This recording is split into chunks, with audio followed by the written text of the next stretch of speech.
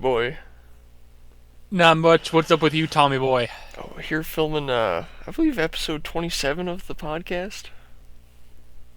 Seven. All right. Shout out Jamal Murray. He's an NBA player who wears number 27. No, Okay. does he wear 20? I think he wears 27. Shout out Jamal Murray, whoever that is.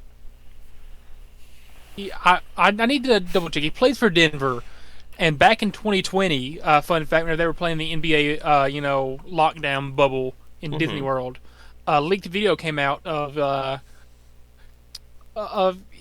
him and his girlfriend engaging in a particular act. A video got leaked onto his Instagram story of all places, and Wow. people still joke about it to this day. Speaking of leaked In Instagram other words, stories, do you remember when in Sexy other words, Red posted a 45 sex places. tape on her Instagram? I do not. Oh man. Uh, well, good Remember that thing you time haven't Doja seen Cat it. posted nudes to her Twitter? Yeah, that was pretty fire. And I That gotta was on say, insane run. I'm real glad that those got leaked. Cause, do you remember why Doja Cat got famous? Uh, because she's good looking. Well, no. So first she made that song, bitch I'm a cow, bitch I'm a cow, I'm not a cat. I I don't. Yeah. I don't say meow. So she Yeah, made I remember that. that. It went kind of viral, right? But then to continue the Hmm. virality, she made another song, and she started tweeting, "If y'all get my song to number one on the billboards, I'll post a picture of my titties." So everyone started buying her song, streaming her song. I even streamed it a couple times because I'm like, hell yeah, I want to see those Doja titties. And then the song got to number one, and she tweeted out, haha, just joking, I ain't showing y'all my titties. And then, like, a year and a half later, they got leaked anyways, so. And Doja Cat has like one of the most interesting careers I've ever seen for any musician. She's had like a couple alright songs.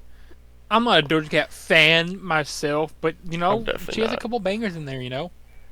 I, Bro, I like don't think she 2020, does. didn't even say no punches left to roll with. Why don't you say that song was That everywhere song is for horrible. a brief period in 2020. For a brief period in 2020, for like a week, I liked that song. Then I realized this is actually filth. This is awful. Yeah.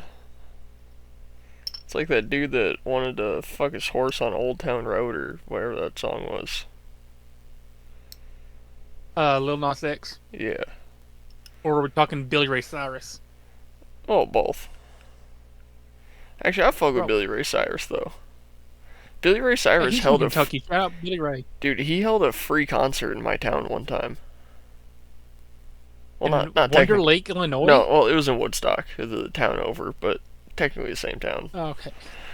See, Okay, see, that makes sense. like Bull Valley is technically its own town, but it, in a sense, is a municipality of Woodstock, and Illinois is a municipality of Bull Valley, so they're all kind of one big town. They're just semi self-governed in different territories. Okay.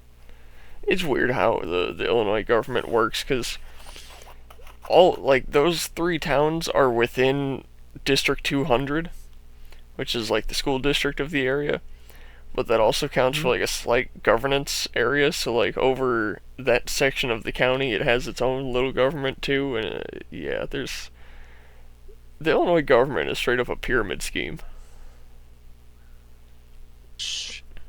Yeah, anti shout out Illinois Mega government. mega anti shout out. It's like towns owned by towns that are owned by districts that are owned by counties that are owned by the state that are owned by someone who owns the state that are owned by the government. Like it's just so many layers of bullshit. And every single one of those is controlled by probably a senator or representative or something. It's someone whose regional affiliation could start with a J. Okay. Okay, yeah, we'll go with that. Shout out, shout out to you know, illegal pyramid schemes in government. Yeah, we totally Shout support them. out, yeah. Shout out gerrymandering. Gerrymandering is pretty cool. Legalize gerrymandering. Mm-hmm. Also, legal. Let's legalize Insider more trading. lobbying. Yeah. Hell yeah. Yeah, and insider trading. Yeah, legalize insider trading. Legalize heavier lobbying. Just let's make America a free for all. Why not? It'd be Yeah. entertaining. Yeah, let's just give full control to the 10 wealthiest people in the country and just let them run the show. That there's no way that's gonna go wrong. See where Donald Trump's like, we're gonna be announcing a gold card. It's gonna start at $5 million. Yeah. These foreign business people can buy their way to U.S. citizenship. They will not have to pay taxes to their country, but they will pay taxes to the United States, and this is going to bring more business and more money to America. The gold card's Can you actually imagine, pretty interesting. I've looked into some of the specifics on it. Can you imagine waiting you're waiting at Ellis Island for 15 years? I don't know if they still take immigrants there. You're waiting at the border for do. 15 years, trying to get legalized citizenship, and then who's a rich foreign business person? It's imagine The the Indian president. 218th richest. Imagine the 218th richest man in Taiwan comes over. I want to be an American citizen and bring my multi-billion-dollar tech company here, and they're like, just give us $5 million. They're good, Yeah. No, I think it's Hey, man.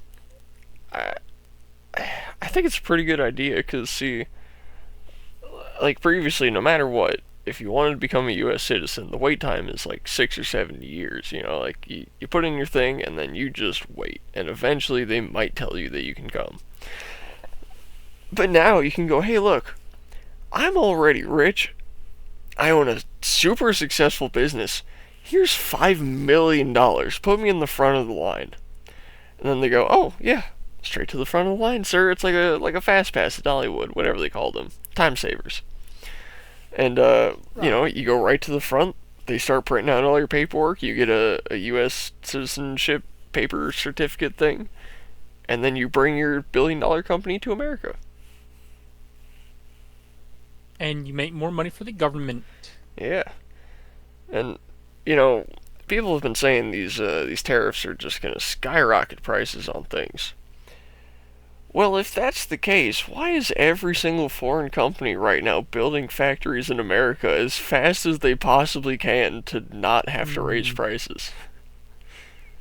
Hmm. It's a phenomenal question, Tommy boy. We typically don't get political on here, but just Yeah.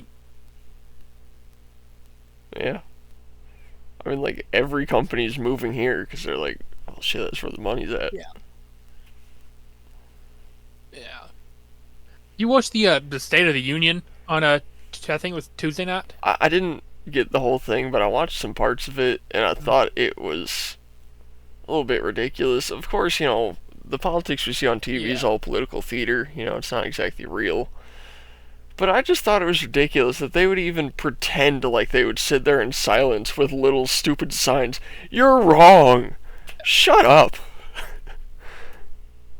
What got me is that the entire Democratic side refused to even acknowledge the 13-year-old with brain cancer that was being honored there. Mm-hmm.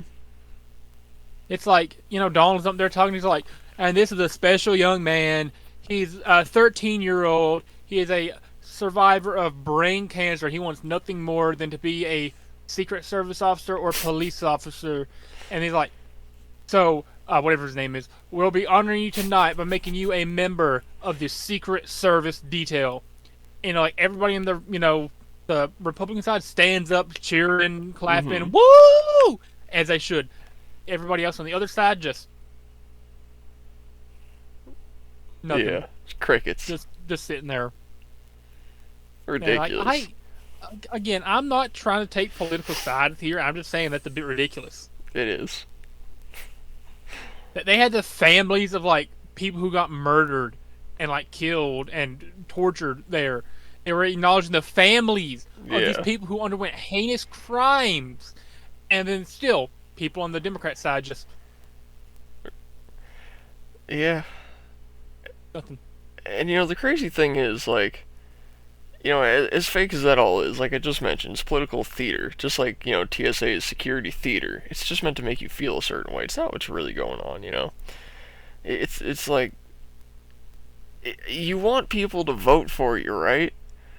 Why would you, like, in the public eye, take the most unfavorable side you can pick? That's a fantastic question. I loved how not even 10 minutes in, someone got kicked out for Yeah. like refusing to keep Black an guy. order. Hey, hey, do not disrespect their culture. That is their I culture, know, man. refusing to be quiet. Gorilla That is their noises. culture, Tommy boy. Yeah. It's like, I just don't understand because I've been bred through systemic racism to not understand that burning cars and stealing is culture. I thought Don't it was forget, crime this entire time. don't forget listening to really generic, really loud trap music while just Mm-hmm. because apparently that's part of their culture is just at least be like Prince Nana, swerve when I drive. Dude, Swerve Prince when I... Nana is so No, cool. Prince. Shout out Prince Nana, bro. I love Prince Double Nana. shout out Prince Nana. Also shout out Bob, shout out Jamie Hayter, shout out Julia Hart, shout out Megan Bayne, shout out Or Strickland. yes, Swerve Strickland. Who are the other chicks we saw yesterday? Penelope Ford Penelope Ford, and Under Lena Rosa. yeah, Rosa, whatever her name is. Chris Statlander. Maybe not her. Yeah, we watched Dynamite on TV last night. It was pretty good. You shouted at every woman on there except for like. Shout out every woman that was on there last night. Yeah. And then they had Sasha Banks on there, or Mercedes Money. Mercedes Monet. Yeah. So I'm just gonna call her Sasha Banks forever because that's such a better name. Listen, that was my first ever wrestling crush, but now as I've matured and I've aged a little bit, I'm nearly 20 years old. I can now say Megan Bayne is where it's at, bro. Yeah, Megan Bayne and Jamie Hayter, top two. Liv Morgan though. Easy third place. Raquel Rodriguez, a tall Latina muscle mommy. Rhea Ripley, God I remember this rant we went on. Rhea Ripley, a tall, goth Australian muscle mommy. A troglodyte. You're telling me you don't want a tall, goth Australian muscle mommy? I don't want a troglodyte. She's a tall, goth Australian muscle mommy. Troglodyte. I want a muscle mommy, bro. That's why I'm into Megan Bayne, bro. Megan Bayne. Megan Bayne is strong as shit. Megan Bayne's calves are bigger than my neck, probably. Okay. Probably, yeah. I still love Megan Bayne. Mm-hmm. I still love Megan Bayne. Yeah, it's crazy watching her like pick up full-size women just like 140-pound women, she just throws them like it's nothing. Yeah. Megan Bayne just throw me like that. Screw it. I love you, Megan Bayne. If you ever see this, you ever see me on the show, Megan Bayne, just know this is a scripted show other than me saying I love you. Nothing we say on here is real, except for the fact that I have undying love for you, Megan Bayne. And the I fact just that found I out who love you were Jamie like Hayter. 3 weeks ago. I just found out who you were like 3 or 4 weeks ago. That doesn't change anything. This is meant to be, Megan. Don't fight it. That being said, who else was on the AEW last night? Shout out Hangman Adam Page. Yeah. Oh, MJF versus Adam Page.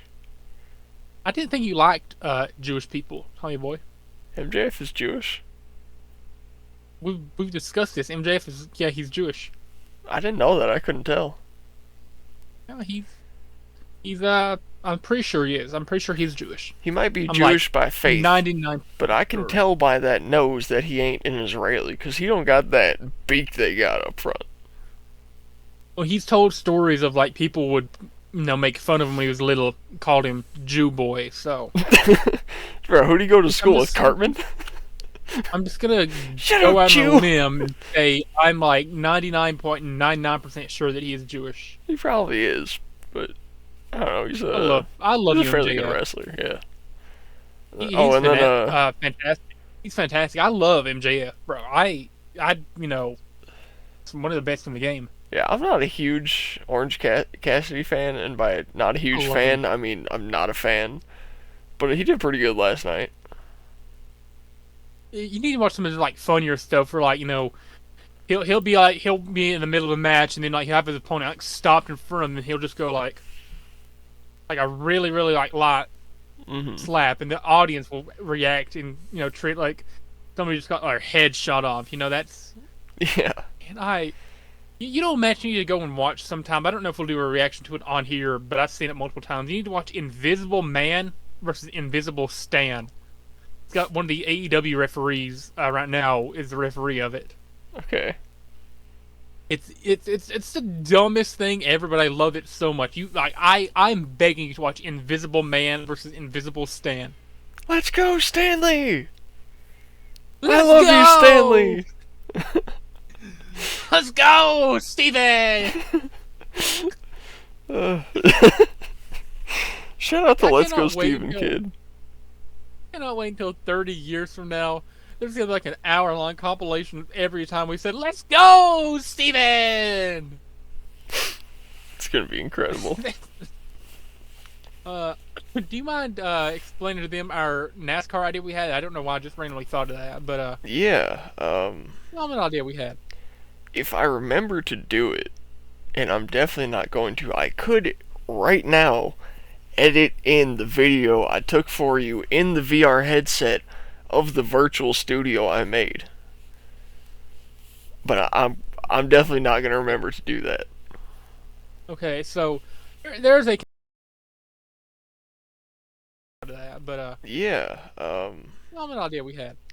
If I remember to do it, and I'm definitely not going to, I could right now edit in the video I took for you in the VR headset of the virtual studio I made.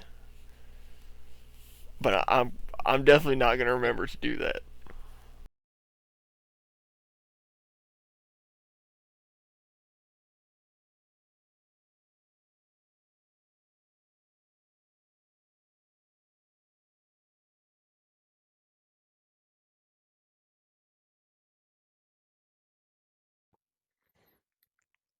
Alright, what's up, Landon? I don't know how I'm gonna get this video to you, but I'm in my VR headset and I've modeled out a podcast room here. So over in this corner, we got our NASCAR wall and Danica Patrick right there on fire. We got some flowers, a table, a couple chairs, another table, some more plants, shelves, poster, Tajik flags. This is where the windows are in the room. I figured we'd put black curtains on the one that's gonna be right behind us on the couch. And then we got like the table with the microphones and like a nice rug. And then there's this window, which I don't know, we can probably leave open. And then we got like the cameras here, and going to like a computer. And then we'll have a TV with like all the different views up on it so we can see ourselves at the different angles. We'll work on it, but this is a template for now, I guess. Like just a little NASCAR like set up from like a turn at a track or something, right?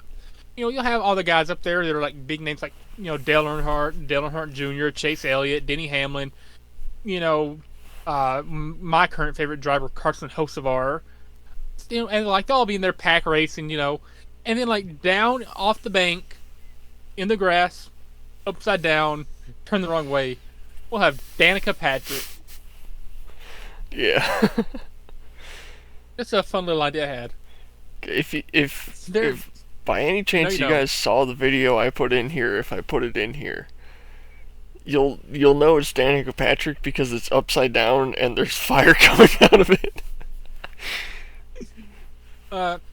Listen, I just want to say, unless any NASCAR drivers are watching this video, just know every single person watching this video has as many wins as Danica Patrick and has crashed 40 less stock cars. Yeah. Insane stat. It's like, theoretically, I'm a better driver than Danica Patrick because I've not crashed any stock cars, and we've won the same amount of races. Theoretically, I'm a better baseball player than every single player on the Brewers because while I've also never won a World Series, I've never lost the chance to go to the World Series. Theoretically, I'm better than every single player in the in MLB because I have a perfect batting record. I've never struck out. I've never nobody's ever hit a ball I've caught a ball I've hit. Actually, Think about that. might go same for me. I have I played a T-ball for a perfect couple batting years, record. and nobody catches the ball in T-ball. I have a perfect batting record. Nobody in MLB is better than I am. Yeah. I don't think I ever brought it up on here that I used to play T-ball. I played in first grade.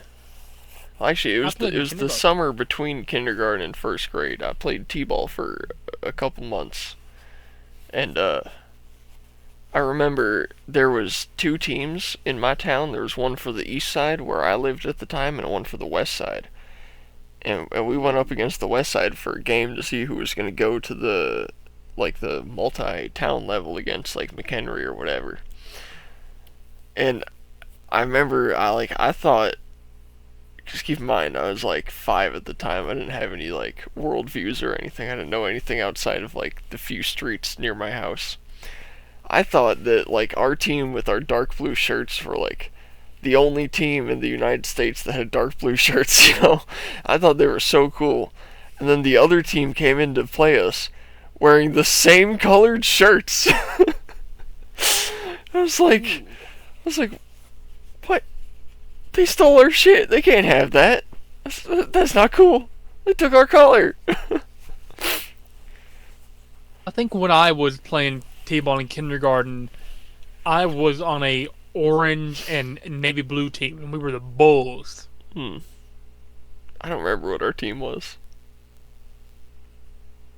I remember one time, like I was 5 years old, mind you, and this is like the day after a practice or a couple days. I think it was the day after practice. Yeah, I'm coming into my little kindergarten class, and my teacher's talking to me saying, "And how was your evening, Landon?" And I'm saying, "I had t-ball practice yesterday, and we were practicing throwing, and some kid hit me in the balls." Nice. Funny moment because we were just like we were lined up probably like 20 yards, 15, 20 yards apart from each other, practicing throwing the ball to each other, and yeah, some kid nailed me right in the family jewels with a t-ball. I Wow. remember I would just like stand and draw in the dirt in the dugout with my bat whenever we were waiting to go up. Mhm.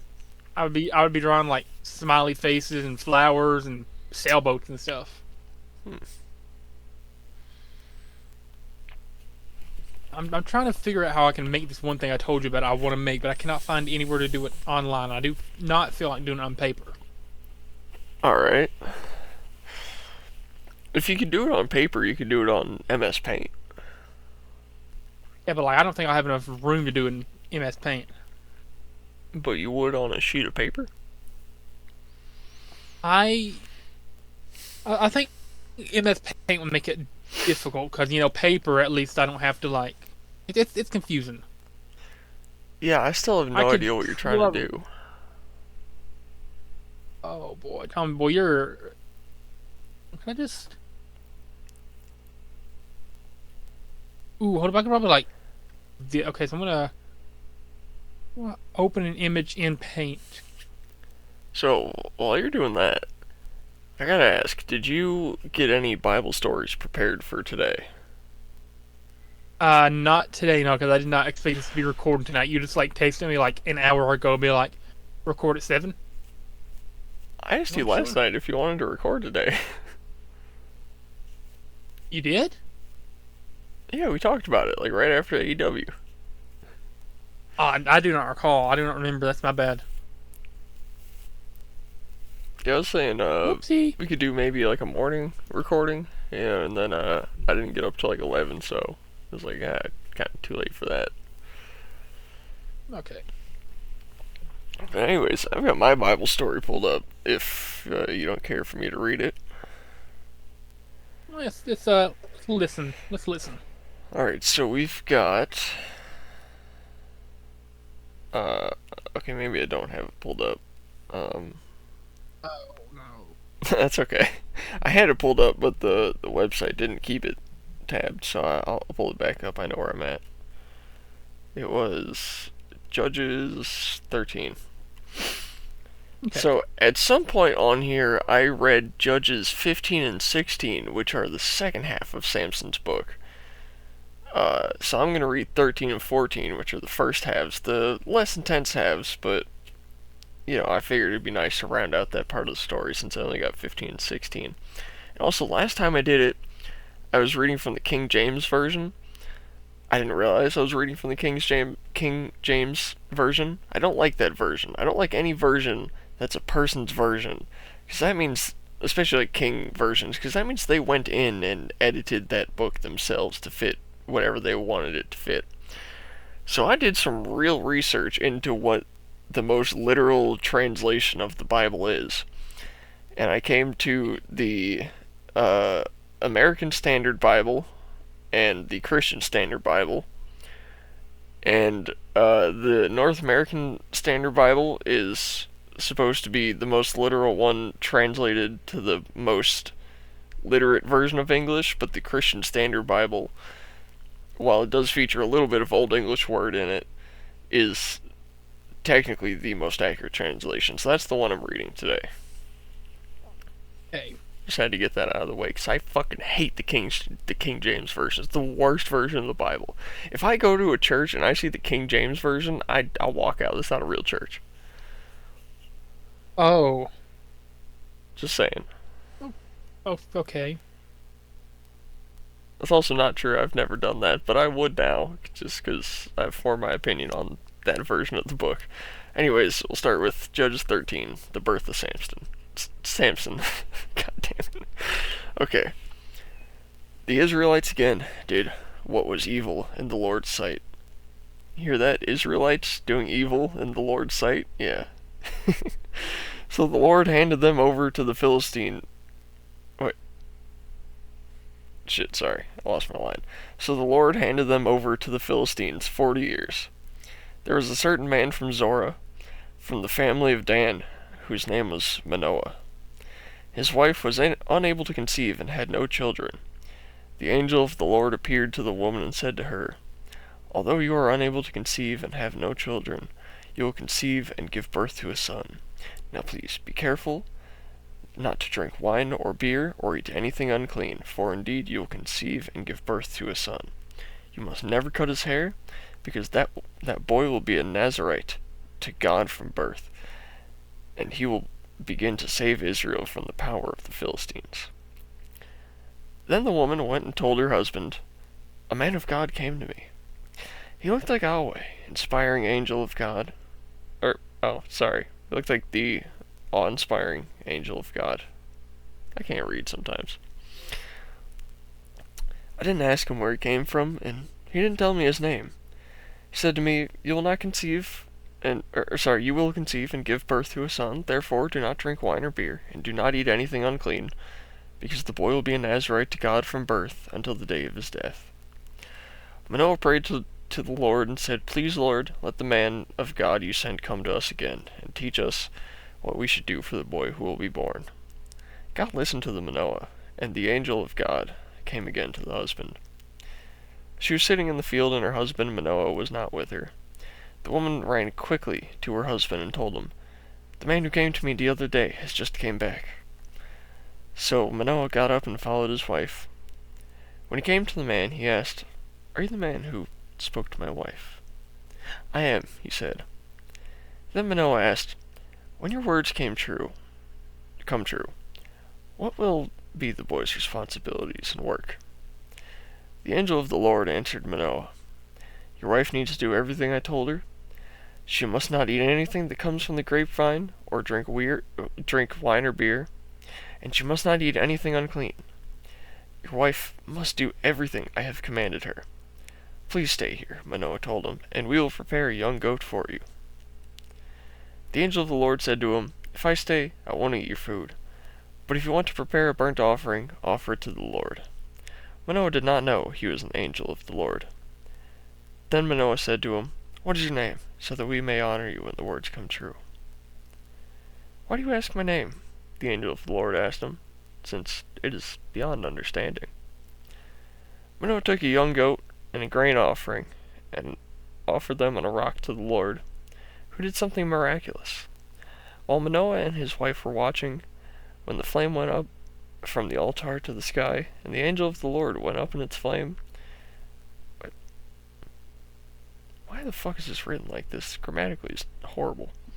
When Manoah and his wife saw this, they fell face down on the ground. Face down, really? Wow. The angel of the Lord did not appear. Imagine if I was a pastor and I was just talking shit on the Bible while I'm reading it. The angel of the Lord did not appear again to Manoah and his wife. Then Manoah realized it was an angel of the Lord. We're certainly going to die, he said to his wife, because we have seen God. But his wife said to him, if the Lord had intended to kill us, he wouldn't have accepted the burnt offering and the grain offering from us, and he would not have shown us all these things or spoken to us like this. So the woman gave birth to the son and named him Samson. The boy grew, and the Lord blessed him. Then the Spirit of the Lord began to stir him at the camp of Dan between Zorah and Eshtal. I believe that's how you say that. Anyways, we'll go to Judges 14 now. That was actually a pretty good story. I haven't read that part of it before. So, Boy. Judges 14, Samson's riddle. You know, one thing I kind of don't like about the Bible, they don't ever, or rarely ever, put any dictation of time between stories. So, you know, those, like, they'll tell this about, you know, Samson being born, and then they're like, but the Lord tried to turn him in this camp, and it's like, hold on, he was just born. Why is he in a camp? How old is he now? Like, is he 5? Is he 12? Did he just start Spartan training? You know, and then you go to this, and it talks about him seeing a woman and talking to the woman, and it's like, you were just born 8 sentences ago. How old are you? How are you talking to people? I really wish they'd dictate a little bit of, you know, time in here sometimes. And when they do, it's like, it's not even like that accurate. It's like, and over a period of several tens of moons, it's like, how long is that? Anyways. Well, there's like a new moon every month, right? Yeah, it's like 27 or 28 days, something like that. Well, there you go. There's your unit of measurement. Yeah, but they're never like too accurate about how many moons it's been. Like when they measure and stuff like that. Anyways, we'll get on to Judges 14, Samson's riddle. Samson went down to Timnah, and he saw a young Philistine woman there. He went back and told his father and his mother, I've seen a young Philistine woman in Timnah. Now get her for me as a wife. God damn, so demanding. Bro was born 6 sentences ago, and he's already demanding a wife. I mean, that's some character development right there. But his father and mother said to him, can't you find a young woman among your relations, or among any of our people? Must you go for the uncircumcised Philistines for a wife? I still don't get why the Jews are so intent on cutting foreskin off. Just don't make sense to me. But Samson told his father, get her for me. She's the right one for me. Now his father and mother did not know this was from the Lord, who wanted the Philistines to provide an opportunity for a confrontation. At the time, the Philistines were ruling Israel. Samson went down to Timnah. I'm just going to call it Timnah, because Timnah is dumb. With his father and mother, and came to the vineyards of Timnah. Suddenly, a young lion came roaring at him. The Spirit of the Lord came powerfully on him, and he tore the lion apart with his bare hands, as he might have torn a young goat. Just the idea of tearing apart a goat with your hands is terrifying, let alone a fucking lion. Yeah, but he did not tell his father or mother of what he had done.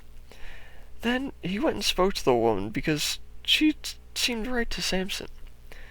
After some time, when he returned to marry her, he left the road to see the lion's carcass, and there was a swarm of bees with honey in the carcass. He scooped some honey into his hands and ate it as he went along. Fucking insane, by the way, seeing bees making a hive in a dead animal, and you just reach in, grab the honey, and just, delicious. Fucking psychopath, dude. That's why I love Samson. When he came to his father and mother, he gave some to them and they ate it. But he did not tell them he had scooped the honey from the lion's carcass. His father went to the woman, and Samson prepared a feast there, as young men were accustomed to do. When the Philistines saw him, they brought 30 men to accompany him. "Let me tell you a riddle," Samson said to them. If you can explain it to me during the 7 days of the feast and figure it out, I will give you 30 linen garments and 30 changes of clothes. But if you can't explain it to me, then you must give me 30 linen garments and 30 changes of clothes. "Tell us your riddle then," they replied. "Let's hear it." So he said to them, "Out of the eater came something to eat, and out of the strong came something sweet." What could that be? After 3 days, they were unable to explain the riddle. On the 4th day, they said to Samson's wife, "Persuade your husband to explain the riddle to us, or we will burn you and your father's family to death. Did you invite us here to rob us?" So Samson's wife came to him, weeping, and said, "You hate me, and you don't love me. You told my people the riddle, but you haven't explained it to me." "Look," he said, "I haven't even explained it to my father or mother. So why should I explain it to you?" Bit of Walter White there, isn't there? You know, I don't know why I never picked up on this. So many TV shows and video games make insane amounts of biblical references that I didn't pick up on until I started, like, just reading into it. Like, for instance, in Red Dead 2, like, every single mission in that game is a reference to something in the Bible. Half the characters in the camp are references to people in the Bible. Like, certain actions they do in the game are, like, cowboy recreations of things that happened in the Bible. Like, that whole game is like one big Christian epic disguised as a cowboy game. I love it. I started noticing a lot of the biblical references quite early on. Yeah. I mean, in is it chapter 2, I think there's a mission called Sodom Back to Gomorrah. Like, that's ripped straight from the Bible. Like yeah. Anyways, so we didn't explain it to his mother wouldn't explain it to her. She wept the whole 7 days of the feast, and at last, on the 7th day, he explained it to her, because she had nagged him so much. Then she explained it to her people. On the 7th day, before sunset, the men of the city said to him, "What is sweeter than honey? What is stronger than a lion?" So he said to them, "If you hadn't plowed with my young cow, you wouldn't know my riddle now." This dude can rhyme, dude. Call him Mmm. Samson M. The Spirit of the Lord came powerfully on him, and he went down to Ashkelon and killed 30 of their men. He stripped them and gave their clothes to those who had explained the riddle. In a rage, Samson returned to his father's house, and his wife was given to one of the men who had accompanied him. If you're still working on your thing, I can keep reading. Yeah, I'm gonna be while if you just want to like mention something different, if you want to change topics, I don't mind to. You know what? I can talk while I'm doing. I'm just gonna keep reading Judges, and we'll pick it up after there. I'm having fun with this. We'll turn this into one of the unqualified moments. So we'll have a Tommy Story Hour where I just read Samson. I think I mentioned this like way early in the life of the podcast. I was like, I used to watch I still watch a lot of PK, and Taylor did Bible stories, and I want to do Bible stories. Now I'm doing them, so hell yeah. So, Judges 15, Samson's Revenge. Probably another 15 years after the last story, because, this dude ages a year overnight, it seems. Later on, during the wheat harvest. Yeah, how later on is this? Please explain that to me. Anyways, Samson took a young goat as his gift and visited his wife. I want you to go with my wife in her room. Wait. What? Oh, okay. Never mind, you gotta read later in the line to get the context. Again, why I don't like old text. The translations are so fucking bad. Anyways, later on, during the wheat harvest, Samson took a young goat as a gift and visited his wife. I want you to go to my wife in her room, he said, but her father would not let him enter. Oh, wait. Oh, no, I just realized I just read that line wrong. Never mind. I was sure you hated her, her father said. So I gave her to one of the men who accompanied you. Isn't her younger sister more beautiful than she is? Why not take her instead? Samson said to them, This time I will be blameless when I harm the Philistines. So he went out and caught 300 foxes. Just psycho, dude. 300 foxes. He took torches, turned the fox's tail to tail, and put a torch between each of the tails, so he made 150 dead fox torches. He then ignited the torches and released the foxes into the standing grains of Philistine. Oh yeah, they weren't dead, by the way. He tied up live foxes to torches. Fucking psychopath. So he sent them into the standing grain of the Philistines. He burned the piles of grain and the standing grain, as well as the vineyards and the olive groves. Then the Philistines asked, Who did this?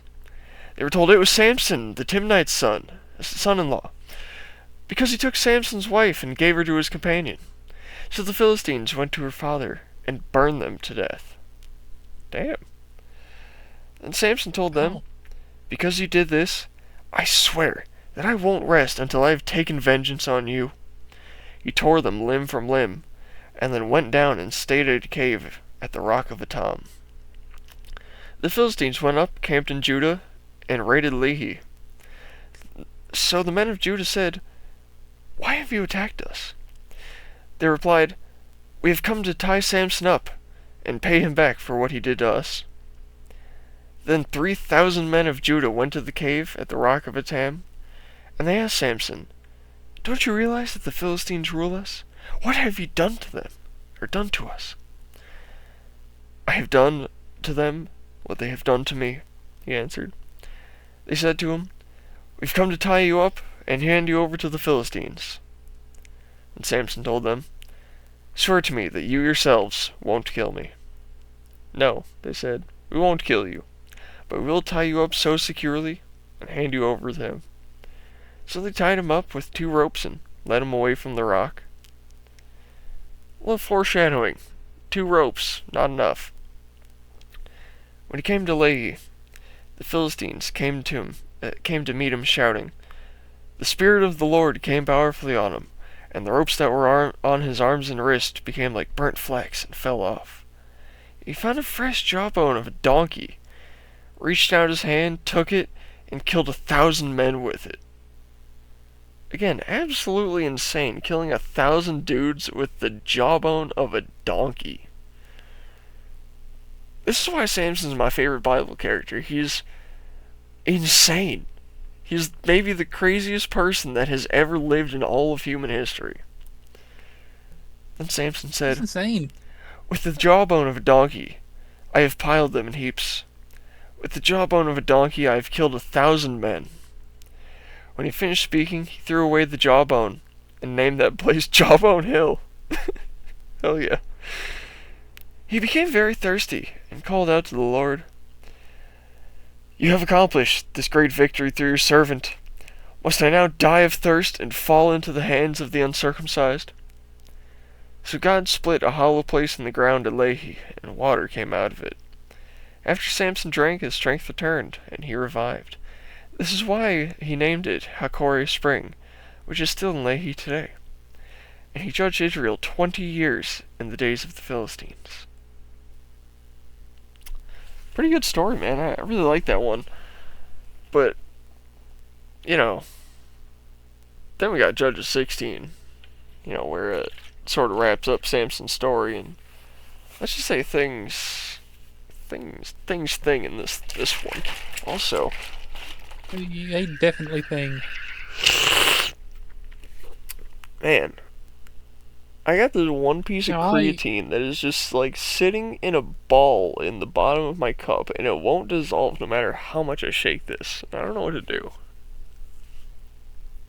I'm just now figuring out how I can make this idea I had work. So now it's gonna take me a minute to actually get it made. I apologize, Tommy boy. That's perfectly okay. I don't mind reading it all. I'm actually having a good time. I mean, I would not expect you of all people to be the one reading off Bible verses on the show. Really?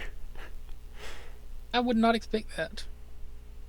If you expect me to read any sort of religious text on this show, what do you think I'd be reading? I wouldn't expect you to read religious texts to begin with. Really? You never struck me as the religious kind. I'm not. That's why I'm reading it. Look, I could be reading The Lesser Key of Solomon, I mean, that'd be terrible. I would never even gaze my eyes upon that book, but I could read it.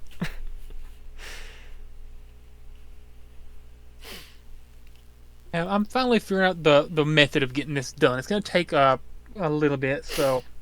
Are you familiar with The Lesser Key of Solomon? I am not too familiar with it. I don't know the Bible cover to cover. So, it's a book from the devil. Sort of from the devil. And, it's about 16 high-powered demons.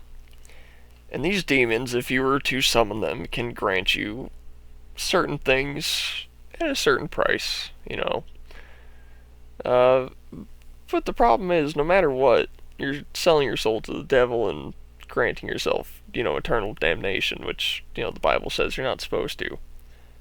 So just for that, just for that reason, I'm probably never going to look at that book. Also, because I just don't want to accidentally, conjure a demon. Sounds terrifying. Probably a good idea not to. Yeah. Well, anyways, I'll finish off Samson here with Judges 16, Samson and Delilah. Samson went to Gaza, where he saw a prostitute, and he went to bed with her. When the Gazites heard that Samson was there, they surrounded the place and waited. They surrounded the place and waited in ambush for him all night at the city gate. They kept quiet all night, saying, "Let's wait until dawn. Then we will kill him." But Samson stayed in his bed only until midnight. Then he got up, took hold of the doors of the city gate, along with the 2 gateposts, and pulled them out, bar and all. He put them on his shoulders and took them to the top of the mountain overlooking Hebron.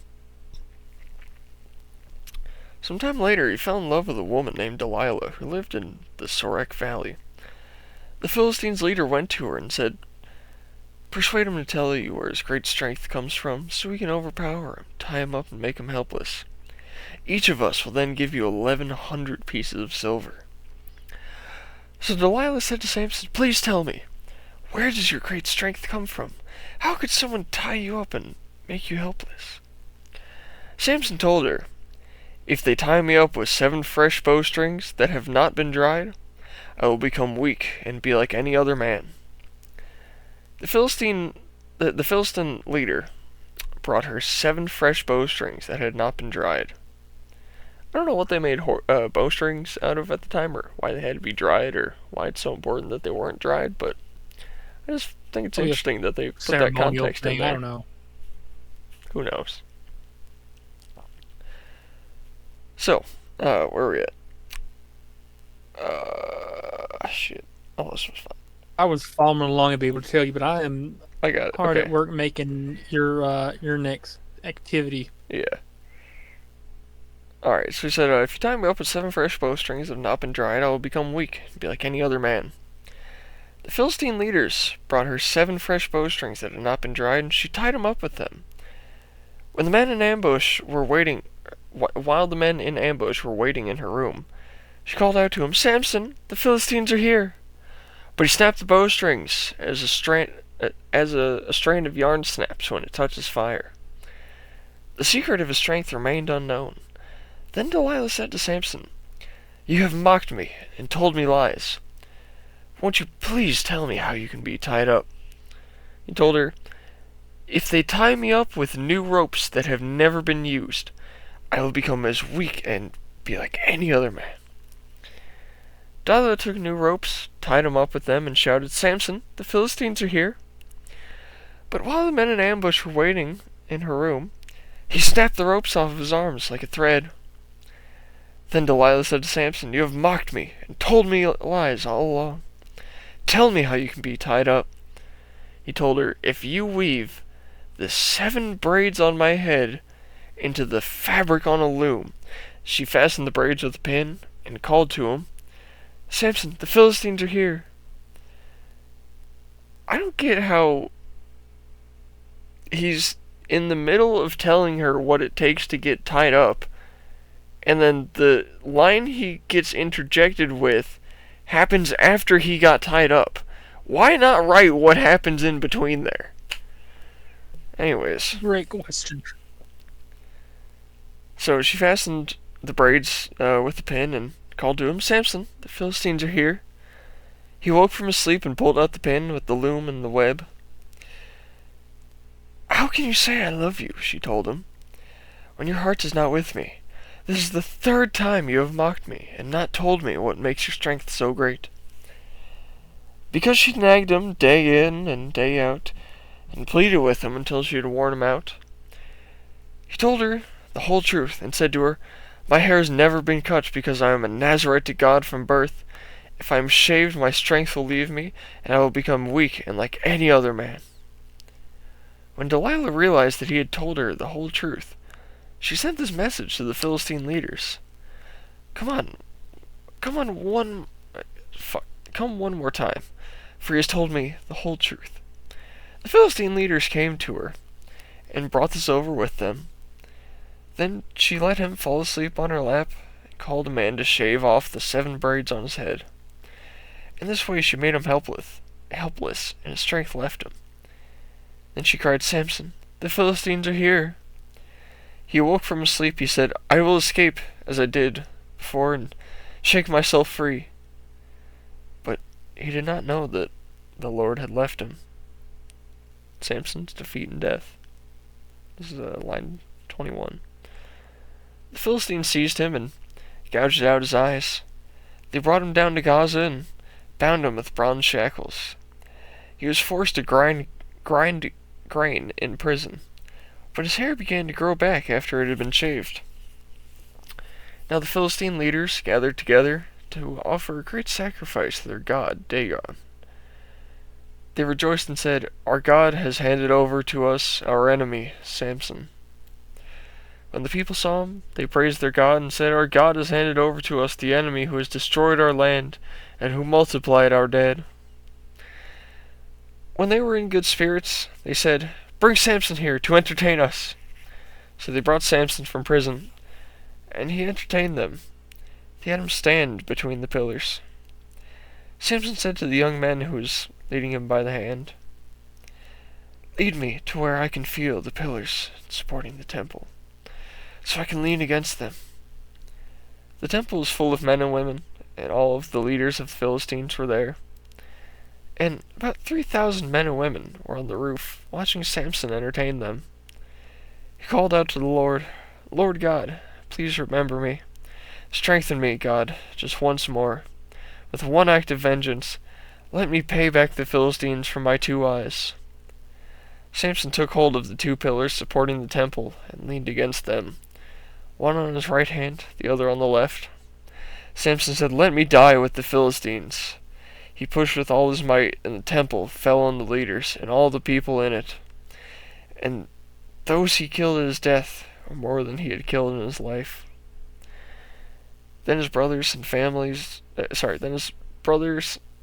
his father's whole family came down, carried him back, and buried him between Zorah and Eshtal, in the tomb of his father Manoah. So he judged Israel 20 years.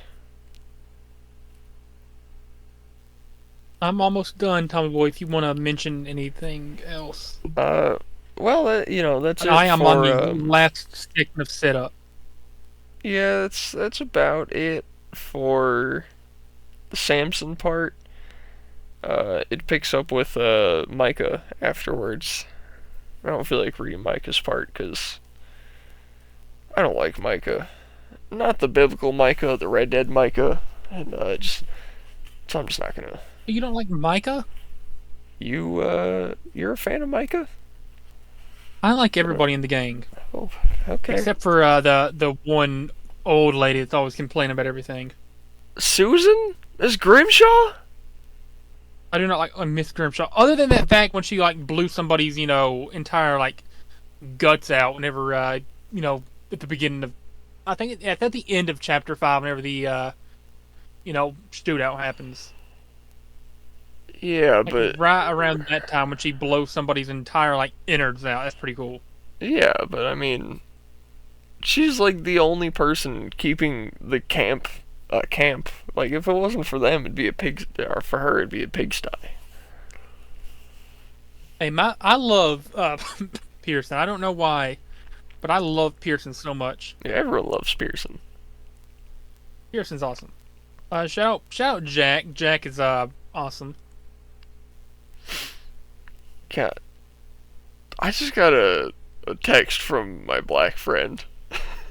Oh boy. Do you want to know what this guy said to me? What did he say to you? He said, "Bro, I'm listening to Rap God right now for the first time. This N-word, Eminem, is fucking snapping." How have you lived this long without hearing Rap God? Dog, for real. I remember back whenever I was in like 5th grade, the most popular people in school was once you could do the Rap God, fast part. I used to be able to do that, but I don't even remember the lyrics anymore. Hey, I will be ready to share my screen in probably like a minute, honestly. Alright. Just making sure I got everything correct here. You're gonna love this. This is way too long of setup for what it is, but I had this phenomenal idea once we entered the month of March. You may have to do a lot of typing yourself or a little bit of searching up for something. Okay. But, boy. I think I know what we're doing. I think I know what we're doing. I think I figured it out. Don't tell them yet. Don't show them anything. I know exactly what you're going to have me do. We're doing March Madness. Right? Tommy boy. Remind our lovely listeners what month it is. March. What event takes place every March March Madness in college basketball? Tommy boy. This took way too long to set up. I can't believe I just figured out what we're doing here. Tommy boy. Welcome to Women's March Madness! Oh my god! So, the way March Madness is usually laid out, you have 4 different regions with 16 teams each. 4 times 16 is 64. A grand total, 64 women. So instead of doing regions, divided by, colleges and rankings and voting and blah, blah, blah, we have white women of the United States of America. We have white women for the rest of the world. We have the amazing Asians, and then all grouped together, we have the Latinas and the Mrs. with Melanin. Ignore this text box. I cannot figure out how to get rid of it. Okay. How do I get rid of it? Yeah, how do I get rid of it? Did I just... Okay, there we go. So, we're going to start off, of course, with the white women of the United States. So if we're going to highlight here, the way it usually works is, 1 seed plays a 16 seed, 8 plays 9, 5 plays 12, 4 plays 13, 6, 11. You get that. So our first matchup, if you want to look it up for our audience so they know who each woman looks like, we have the 1 seed, Gia Duddy, versus the 16 seed, Haley Deegan.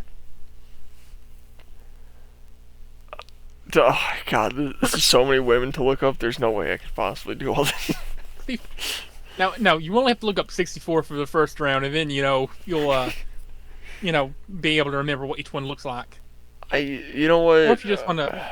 If I need a reminder... One you don't know. Yeah, if I need a reminder, I'll pull them up. For anyone at home... Know what Gia Duddy looks like. For anyone at home, you're watching this on the internet right now. If you want to know what these women look like, go on the internet and look them up. I don't care to show you. Now, can you still see my face? Of course I can. Can you see my camera? Okay, I was about to say for a quick reference, Tommy Boy. I feel like it's pretty appropriate to have Gia Duddy as the 1 seed. That's fair. I'm thinking like who's the most beautiful woman in America? Gia Duddy. All right. So. Wait, you mean you don't think it's Anne Gunn, the woman that plays Skylar?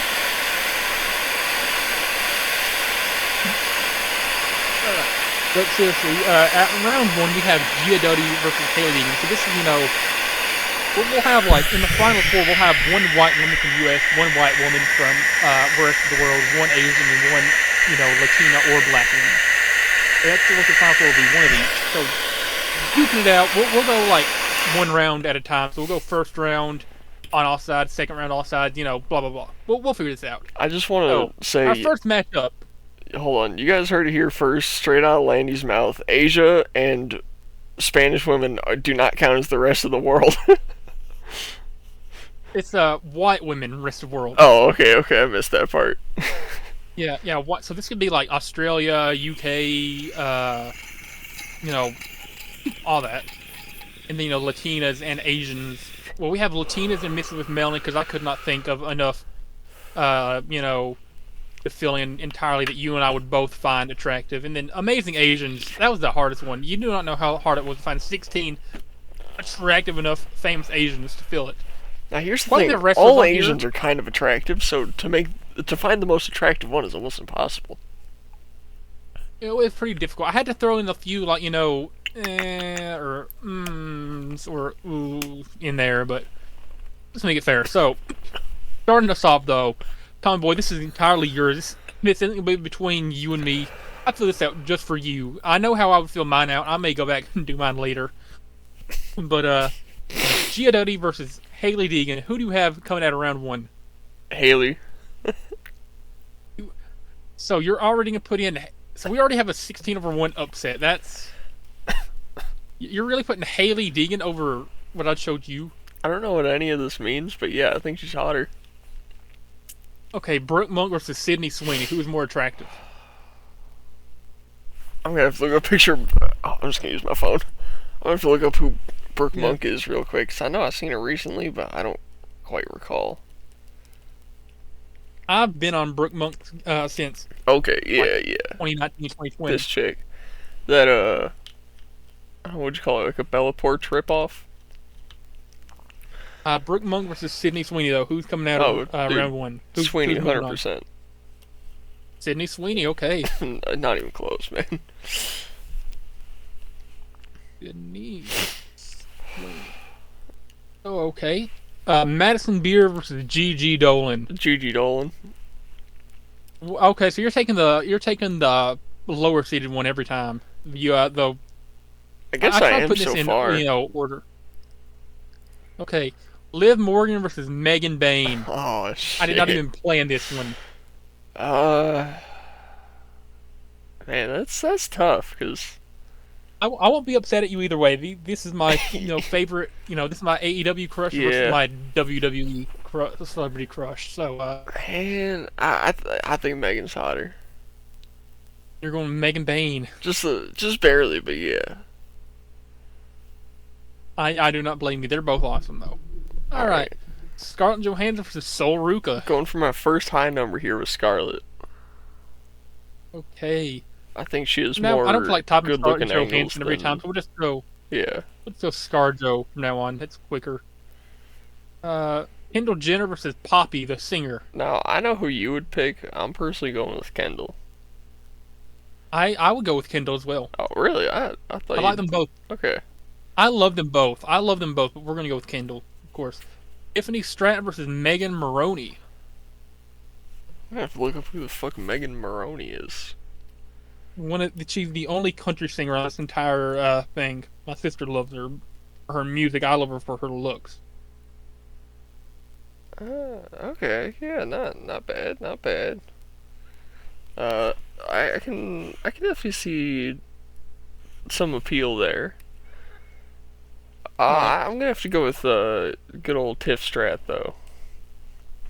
Okay, Tiffany. Also, I didn't make sure that everybody on here is around like 20 or above, I believe. Okay. I think either 19 or 20 was the minimum age. I am Jumo, who's underrated, versus Brett Cooper in the final matchup of round one of the American women. I don't know who either of these women are, so more googling. You know who Brett Cooper is? Do I? Yeah, everyone who's Brett Cooper is from the Daily Wire. Looks like a female Ben Shapiro. Some say. I Oh think she's yeah, pretty good yeah. looking. Okay. Uh, Brett Cooper, and then you might have to go to Instagram for Jumo to get a more yeah. recent picture. I'm looking at her TikTok. I think. Julia Molinari. Yeah, she's I'll just okay. She's okay. And then let me sure get she's one part good look at Italian. Brett Cooper here. Yeah, Brett Cooper, easy. You're putting Brett. Yeah. Okay. So now we'll move on. Round one of White Women Rest of the World. Margot Robbie versus Georgia Amore. This might be Margot. the biggest blowout. Yeah. I didn't even have to. I mean, Margot is like one of the hottest women on earth. I think Margot Robbie's a Final Four lock. Leah Houghton versus Emma Watson. Emma Watson. Do you know who Leah Houghton is? Yeah. You know who Leah Houghton is? I mean, the name rings a bell. Australian chick. Sure. Look, I know I like Emma more because, look, I've had a crush on Emma Watson since I was in like first grade, dog. You're putting Emma Watson over her. Yeah. Okay, I will follow through with your wishes. Carmen Petrovich versus Dakota Kai. I don't even know who Carmen is, but I'm gonna say Dakota just out of respect. You're not gonna even look up Carmen Petrovich? I don't need to, man. You're putting her up against Dakota. It's gonna be Dakota.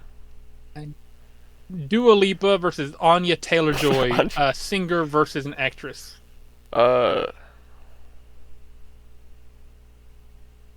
Shit. Anya Taylor-Joy's that chick from Queen's Gambit. Yeah, I know who she is. And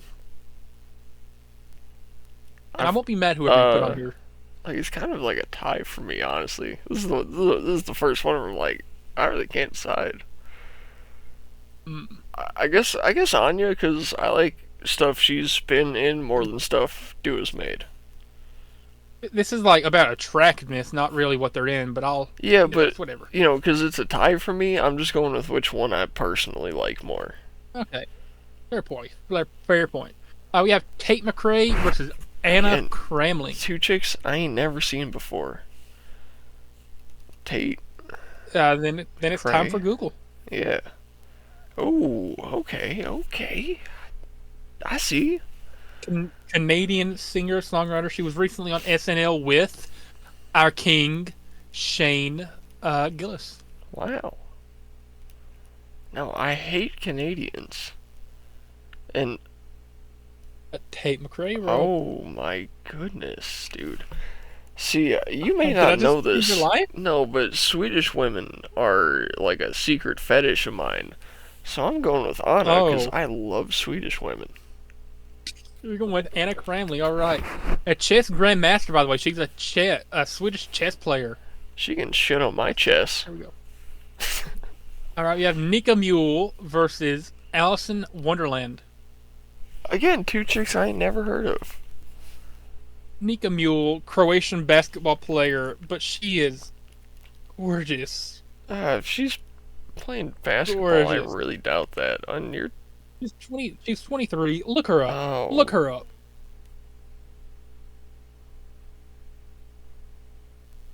Like, this is... I don't know how to say this politely, but... Dog, she kind of looks like you. I've never heard that in my life. Okay. Nika Mule versus Alison Wonderland, though. Oh, Alison, 100%. You're taking Alison Wonderland? Oh, yeah. I don't know why I put way more my type. I have no clue why I put, yeah, 2 L's. It's just 1 L, Allison. Jackie Redmond, who does WWE backstage interviewing and hockey coverage, versus Rebecca Allen. Jackie Redmond. You don't even know who Rebecca Allen is. No, but I know who Jackie Redmond is, and I like her, so I'm just gonna pick her out of respect again. You're not even going to give Rebecca Allen the chance to look her up. Alright, I'll look her up, but I ain't changed my mind. Yeah, I don't blame you at all. Becca. I had to put a few Oh stinkers in God! here, but yeah. The fuck, dog? Why is her head that fucking shape? And then the final matchup of round one for the white women rest of world, Millie Bobby Brown versus Rhea, tall goth Australian muscle mommy Ripley. You know, I joke about Rhea looking like a troglodyte, but Millie is actually so fucking ugly to me, dog, that I can't not choose Really? Rhea. Yeah. Okay. Something about Millie looks like permanently 12 years old, and it's gross. Okay. Moving up to the amazing Asians. Round one, we have Natalie Tran versus Wendy Chu. Well, man, Natalie Tran. You don't even know who Wendy Chu is, do you? But I've seen Natalie Tran's bikini pictures. Fair play. I'm gonna have We to have look up all Jung of these Ho actually. Yeon. Yeah. Jung Ho Yeon, or Yeon, I think, versus Kairi Sane. Okay. Versus So I'll let you look your women up. Jung Ho Yeon. Kyrie. Specifically her from Kyrie. Squid Game, but Kyrie, dog. okay. Okay, well. Eris Blurt versus Brenda Song. I think I might change your life with Paris Blurt. Okay. She was on Disney Channel. She was on Lab Rats and Mighty Med. I don't know, she got that, like, Selena Gomez, like, baby face thing going on. This is a battle of the Disney stars. Because Brenda Song, she was on Zack and Cody. Remember? Macaulay Culkin's wife. I'm gonna have to go with Brenda just because something about Paris is just bad. But shout out Macaulay Culkin for bagging Brenda. Oh, we have Rose, the singer, versus Joe Yu Ri. Okay. Look up Rose, you might have to look up, like, Rose singer. I actually know who she is. But You do? Alright, Joe, you. I'm gonna go with Rose. Or Rose, or whatever the fuck you want to call her. Rose. And I know both of these next two, as a matter of fact. I'm gonna go with Gloom versus Biba Doobie. Yeah, that one. You're going with Biba Doobie? Mm-hmm. Biba. Shout out Milk. It's so difficult to spell. Shout out Water. We have EO Sky versus Madison Who. Another Disney Channel star, Madison Who. Oh, Io Sky's the wrestler. Yeah. Yeah, the one with the absolute fatty dump truck. Yeah. Alright, Madison looks like a dude, so 100% Io. Or Io. Yeah, EO Sky. Next up we got Rachel Boyd versus Alexa Liu. Alexis, Texas? Alexa Liu. Do you know who Alexis, Texas is? Yeah. I have heard the name, I'm aware. She does the filming, you know, with the stuff. Yeah, I got you. Yeah. So it's Alexa Liu though versus Rachel Boyd. Who you got? I'm looking up Alexa right now.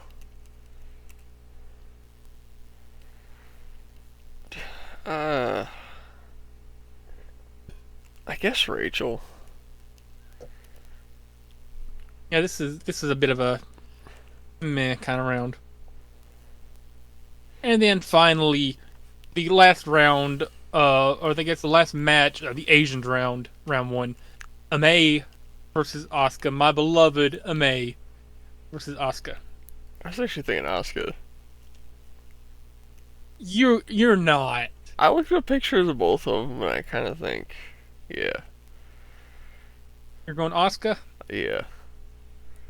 Amei, I tried everything in my power. I'm sorry. And then finally, round one, Latinas and the Misses with the Melanin. Round one, or I guess of this, Zelina Vega versus Rachel Boyd. Vega.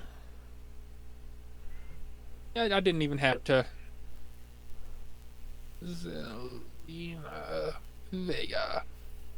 Next up, we got Jenna Ortega versus Kelani Jordan. Ortega. The 8 versus 9 matchup. Jenna Ortega. Let me just say, I've been on that Jenna Ortega game. I don't know why it's so high up. Since she was on Stuck in the Middle when I was like 10 or 11. Samantha Irvin versus Rihanna, Ricochet's wife. Versus Rihanna. Yeah. You know what? Rihanna got pregnant. I ain't felt the same about her since, so I gotta say Samantha. Samantha Irvin, alright. Jessica Alba versus Zoe Saldana. Jessica Alba, man. Yeah, I was gonna question you if you didn't say Jessica Alba. Who wouldn't, man? Camila Cabello versus Raquel Rodriguez, a tall Latina Muslim mommy versus one of my biggest Latina crushes ever. I guess Camilla. I love you, Camila. Yeah. Camila Cabello, alright. Next up we have Isabella Merced, I think, versus Olivia Rodrigo. I need you to look up Isabella Merced. Yeah. Ooh. Yeah, I'm picking her. Taking Isabella. Wait, she was in Dora? No way. She was in Transformers? Superman? Dog, oh. Hell yeah. Bro, that specific brand of Latina is like the one that I'm Yeah, whatever flavor of burnt that is, I want it. Next up we have Lola Vice versus Becky G. Gotta look up both of these. Oh. I assume that's your reaction to Lola Vice. Yeah. Let's see your reaction to Becky G. Oh. Ooh. Yeah, Lola. Lola. Oh, yes, and finally, the last matchup of round one, we have Tyla versus Beyonce. Tyla? You're picking Tyla? Yeah. Beyonce is not that hot. I'm sorry, but she ain't. That's why she's a 15 seed. Yeah. Alright. Here's your results for round one. Are you proud of your moving on to the round of 32? Yeah, that's pretty good. Alright. So we'll head back on over to White Women USA, give you some time to get Latinas and Asians off your mind. So back to it. Haley Deegan versus Sydney Sweeney. Who's moving on? Okay, so the 16 seed reaches the Sweet 16. Haley Deegan, let me try to get this back down onto the line. That's close enough. Gigi Dolan versus Megan Bayne. Megan Bayne, okay. Scarlett Johansson versus Kendall Jenner. Kendall. Okay, this is going somewhat how I expected it to. Tiffany Stratton versus Brett Cooper. Tiffany. Shout out Tiffany Stratton. Yeah. Hey, back down to White Women Rest of World. Margot Robbie versus Emma Watson. Fuck. This is... Yeah, you didn't plan that one, did you? Can I have them both? I'd pick one. Both. Margot Watson. Or like Emma Robbie. No, it's got to. You've got to be one or the other. I You can't have can't. both I teams can't. winning in March Madness. Let's You come can't back. have just. Let's come back to this one. We'll come back to this one. Anya Taylor-Joy versus Dakota Kai. Dakota Kai. Thank you for your service, Anya Taylor-Joy. You put up a good fight. Yeah. Anna Cramley versus Alice in Wonderland. Allison. Ooh, even over the Swedish girl. Yeah. Hey, Jackie Redmond versus Rhea Ripley. Jackie. Redmond. Head back over here. Natalie Train versus Kairi Sane. Natalie. I have a feeling that Natalie's gonna make it to the pretty far actually. I don't know when she'll be eliminated, if at all. Brenda Song versus Rose. Uh, Brenda. Really? Yeah, I mean Natalie's gonna beat her anyways. Doesn't really matter. Biba Doobie versus Io Sky. Io Sky. Io Sky. Boyd versus Asuka. Rachel Boyd.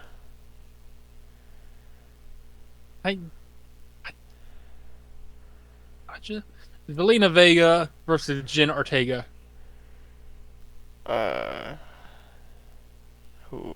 Aga versus Aga. Jenna, yeah. Jenna over Zelina. I need to capitalize that. Ortega. Samantha Irvin versus Jessica Alba. Jessica Alba, man, come on. Yeah. I'm so glad I had Jessica Alba to this last minute. Camila Cabello versus Isabella Merced. Ooh. I'm gonna give it to Camilla. Give it to Camila? Yeah. I don't blame you at all. And then Lola Vice versus Tyler. Man, I'm gonna say Lola Vice. Now, you have to have a decision made to continue to the next round. Okay. Margot Robbie or Emma Watson. Who's it gonna be? You know what? I've seen Margot's entire naked body, and I know my heart's with it. So. Okay. We'll come back up to white women. This is to move on to the Elite Eight. Haley Deegan versus Megan Bayne. That's tough. Who you got? You know, for the record, like shout out Haley Deegan, but I gotta go with Megan Bayne. Megan Bayne it is. Meeting Megan Bayne in the next round will be Kendall Jenner or Tiffany Stratton. It's gonna be Tiffany. Tiffy. Okay. Margot Robbie versus Dakota Kai. Shit. You Oh. God damn. I want to say for the record, Dakota Kai is technically Samoan, but she's close enough to looking white, so I had to group her in with the rest of the world because I did not have an entire Samoan category. Yeah. If it was Samoan, it'd be like all wrestlers. You know what? Gotta stay with the white, white is right, that type of stuff. So, Margot. Margot it is. Plus, I figured that'd be a tougher decision for you. I mean, them titties, man. Alice in Wonderland. Alice in Wonderland versus Jackie Redmond. Allison. And Allison? I did not think Alice in Wonderland would make it this far. Okay. Heading over, Natalie Train versus Brenda Song. I don't even have to ask you. No. I don't even have to ask you. Nah. Alright. Io Sky versus Rachel Boyd. I guess Io Sky. Io. Hey, Jen Ortega versus Jessica Alba. Damn. Jessica, man. Come on. I mean, Jessica Alba, bro. I I love you, Jessica Alba. Who doesn't, man? Jessica Shout could out turn a Jessica gay Alba. man straight. Listen, even like she's in her 40s, looking like she never aged. Yeah. She's a time She had capsule of a looked woman. 20. She had looked 23 years old. For 20 years. 23 years, yeah. She looked 23 years old for 20 years. Yeah, Hey, Camila Cabello versus Lola Vice. man, give me Camilla. Camila Cabello. All right. Now, to move on to the final four, this is going to be the white women representative. It's a wrestler versus a wrestler. Megan Bayne, Tiffany Stratton. Who goes on? Megan Bayne. Megan Bayne it is. We did not know who you were a week ago, Megan. I mean, 2 weeks ago, Megan. But we 2 found weeks out. ago, we had no idea of your existence. But now you're representing the white women of America and the final four women's showdown. Margot Robbie, Alice in Wonderland. I don't even have to ask you.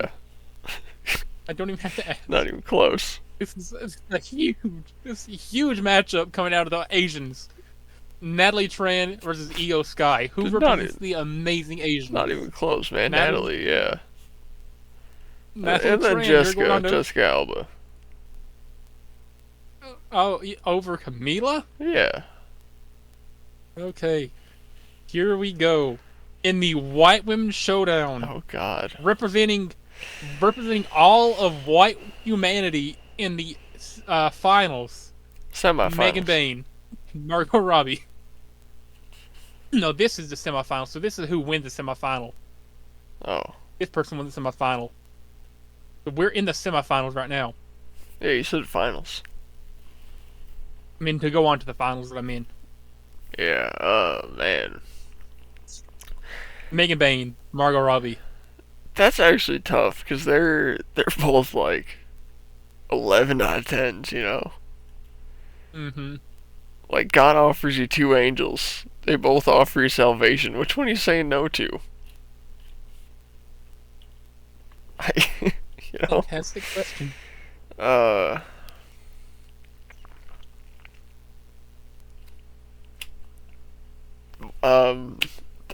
God.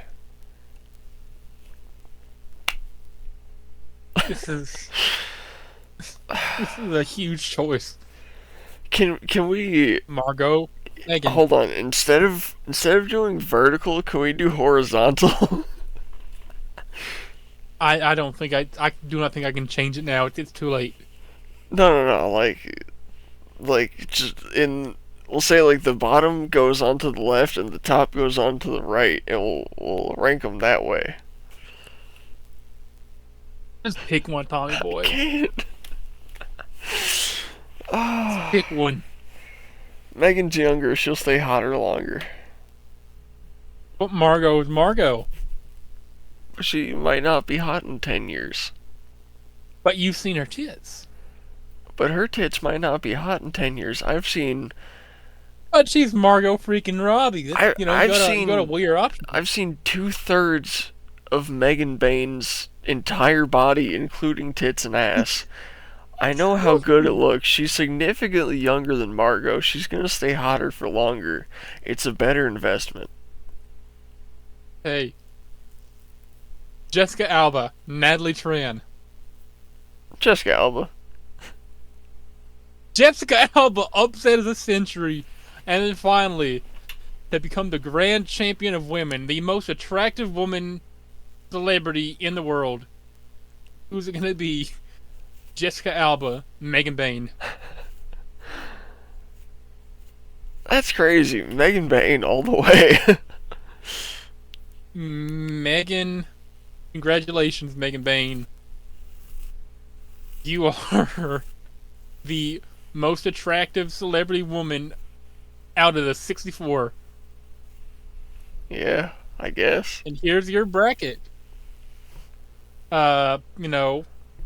Take it in, screenshot if you want to remember This iconic moment in human history. Never use your signal, tip your waiter unless they, yeah. It's not time for that yet. We've only been recording for like an hour. Yeah, I know. Now, did you fill out one of these? I did not fill out my own. I made this like on air. Do you have this template ready to send over so I can do it to you? I guess you could. Yeah, you could just fill it out yourself.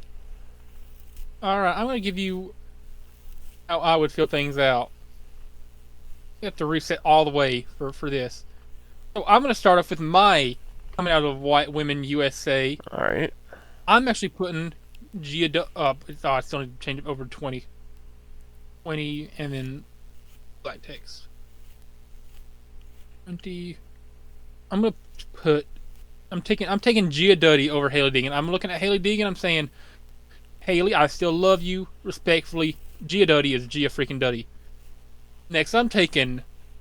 It's like you. I'm taking Sydney Weenie over Brick Monk. It's a very close matchup again. She'll take here. I'm putting Madison Beer over Gigi Dolan. If you want to give any feedback, comments on any of my, decisions, feel free. I mean, so far I think Megan you're wrong, Bayne. but Yeah. Liv Morgan over Megan Bayne. I'm looking at Megan. I'm saying, Megan, I love you. I'm looking at Liv. I'm saying, Liv, I love you. I'm looking at Megan. I'm saying, Megan, I love you more. Okay. Scarlett Johansson versus Sol Ruka. I'm using your reason here. Sol Ruka is younger. Who knows if Scarlett Johansson's still going to be hot in 10, 15 years. Sol Ruka is like 23, 24. Valid. And also, yeah, Sol Ruka. She's Sol Ruka. Kendall Jenner versus Poppy. I already told you I'm taking Kendall over Poppy in a close race. Shockingly. Yeah, we have Tiffany Stratton versus Megan Maroney. I'm taking Tiffany. Myself. Then Jumo versus Brett Cooper. Obviously, I'm going to take I Am Jumo. Julia Molinari, or however you say it. Man, I don't know what it is about her. I like her. Margot Robbie versus Georgia Amore. Georgia Amore plays basketball for Kentucky. By the way, Georgia, if you're seeing this, I'm single. Next time you're in Knoxville, hit me up. But yeah, Margot Robbie. I feel like that's pretty obvious. Leah Houghton versus Emma Watson. Close one. I'm taking Leah Houghton. Then I'm also going to take Dakota Kai over Carmen Petrovich, although I do know what both of them look like. I'm actually giving it a fair shot. Okay. Man. I'm taking Dua Lipa, of course. Wild. No, not so wild. Not so wild. Tate McRae, I'm taking. Wild. How's that wild? I don't know. You're gonna hate me. Yeah. Nikki Mule. Alright, podcast over. We ain't doing this no more. I quit. Okay. Jackie Redmond, obviously. Need to capitalize her name. Mm-hmm. Jackie Redmond. And then coming out down here, it's a no-brainer. Yeah. Real goth no-brainer. Australian muscle mommy. Yeah, tall goth Australian muscle mommy. Also, Millie Bobby Brown screwed around with Drake when she was like 12. That's Drake's fault. Yeah. Why is it on 10.5? I need 20. Yeah, anti-shadow Drake. Anti-shout out Microsoft programs. You're anti-shout out Drake. Hey Drake, you're like I'm young. You better never go to sale Black One. This is the toughest round one matchup for me, honestly. How are you saying? Okay. I gotta take Kyrie. And then this is where mine shakes up from You're on the Asian. I'm taking Eris Blurk. I thought I did take her. Oh, you took Brenda Song. Because remember, Brenda Song moved on to here. She moved on to the, Elite Eight. Okay. I'm taking Rose. Why does it keep going to 10.5? Anti-shout at Microsoft in every way possible. I agree. Rose. Microsoft sucks. Gloom versus Biba Doobie. This is another tough one for me. But Biba Doobie is, she's Biba Doobie. I still love you, Gloom. One of my first YouTube crushes. Whenever I first started discovering how much I really loved women. I'm taking EO, obviously. That dump truck. And also, she doesn't look like a man. I'm taking Rachel Boyd. Okay. And then, down here, again, you're going to hate me. I'm taking May. Yeah. Now, Zelina Vega versus Rachel Boyd. Oh, Rachel Boyd's in both of those. I didn't realize that. Rachel Boyd got repeated. Oh. Yeah, she did. I'm a moron. I'm retarded. So is she Asian and Spanish? She might be. I honestly don't know how she ended up in both. That's on me. That's a big oopsie. We'll pretend there's two Rachel Boyds out there that are identical twins, but from different countries. Yeah, we'll pretend. That was a big oopsie. I'm taking Jenna Ortega, obviously. I said Zelina Boyd. Oh my god, Zelina Boyd. I can't edit it, though. You can't edit text boxes. Oh my god. Anti-shout out Microsoft in every single possible way. Meth Irvin. God, it's back on the 10.5.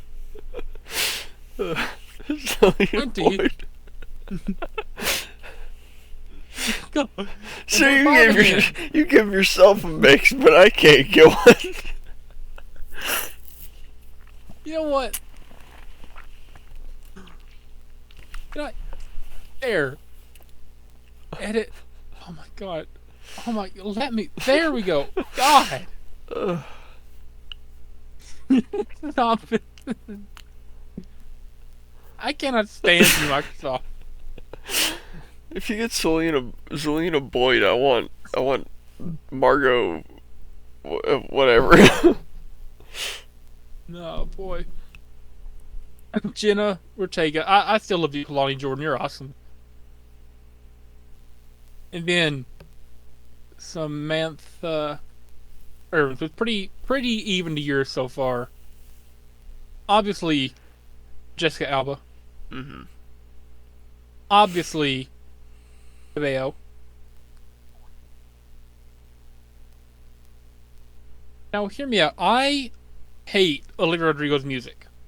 I absolutely despise her music. Valid. But she is undoubtedly one of the best looking singers in the world. As is Becky G. And then obviously, coming out the 2 versus 15 round, we have Tyla. I mean, it's freaking Tyla. She's South American, I'm pretty sure. Or South African, I mean. Don't be wrong. Gia Duddy versus Sydney Sweeney.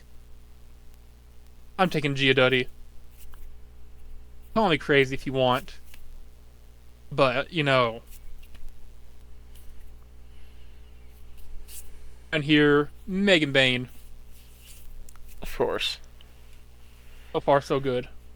Sol Ruka versus Kendall Jenner. I'm looking at Kendall Jenner. I'm saying, alright. Absolutely. Come here, Kendall. So valid. I mean, I'll turn to look at Sol Ruka for a moment. See Kendall Jenner standing right next to her. And I'm also thinking Kendall Jenner. Tiffany Stratton versus I Am Jumo. Tiffany. Alright. You're not coming with me. Oh. I Am Jumo makes it to the 16. Margot Robbie choice over pretty much anybody so far. Because again, she's Margot Robbie. There's nobody like her. Dakota Kai versus Dua Lipa. It's Dua.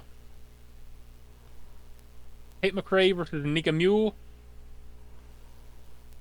Thank you. Kate McRae. And then Jackie Redmond versus Rhea Ripley. I'm taking Rhea. Oh, that's the white women in the Sweet 16 now. Natalie Tran. I feel like it's gonna be a lock to run almost all the way for both of us. Paris Ballert versus Rose. Of course, I'm taking Rose. Biba Okay. Doobie over Io Sky. I'm getting tired of typing B.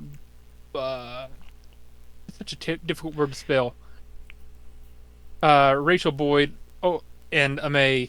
Of course, I'm taking Ame. Zelina Vega versus Jenna Ortega. Isn't this the same matchup you had? Yeah, I think so. Zelina Vega solos. I love you still, Jenna Ortega. You were my first ever Disney Channel crush, I believe.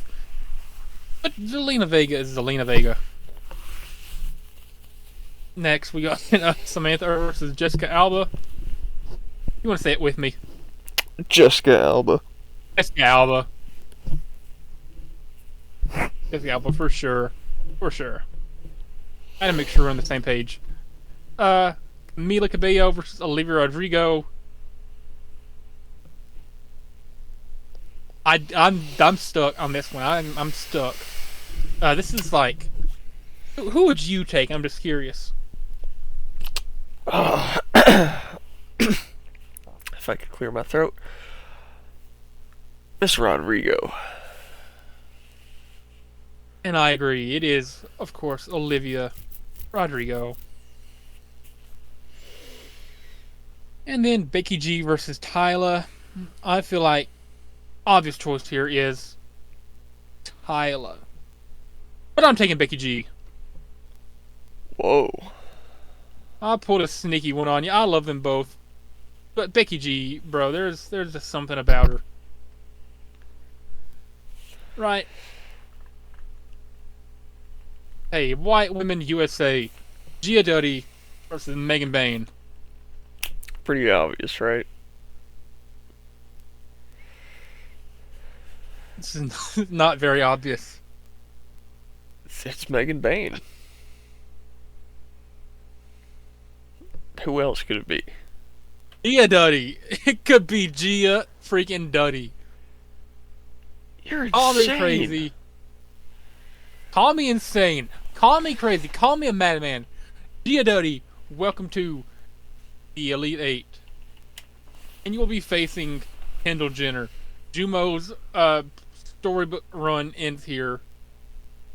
Because Kendall Jenner's Kendall freaking Jenner. Margot Robbie versus Dua Lipa. I'm taking Dua Lipa. I don't think there's any question. Tate McRae over Rhea Ripley. The R. Tate McRae. Yeah, that's it for there. Natalie Train versus Rose. I gotta give it to Natalie Tran. I love Rose, but Natalie Tran, you know, you've took the lead on my celebrity crush list recently. You know who hasn't fallen off? MA. I'm never gonna hop off that MA game. Zelina Vega versus Jessica Alba. Do you want to say it with me, Tommy Boy? Jessica Alba. Jessica Alba. Without a doubt. No questions asked. Olivia Rodrigo versus Becky G. Singer versus singer. This is the toughest one yet for me. Olivia Rodrigo, though, has to advance. Alright. Face off against probably the toughest competition anybody has faced all tournament. Gia Duddy versus Kendall Jenner. I believe you mean Megan Bayne versus Kendall Jenner. No, I mean Gia Duddy versus Kendall Jenner. Megan Bayne, obviously. Listen, man, Megan Bayne versus Gia Duddy was a tough matchup. Final score is probably like 100 to 99. Honestly, there's just something about Gia Duddy.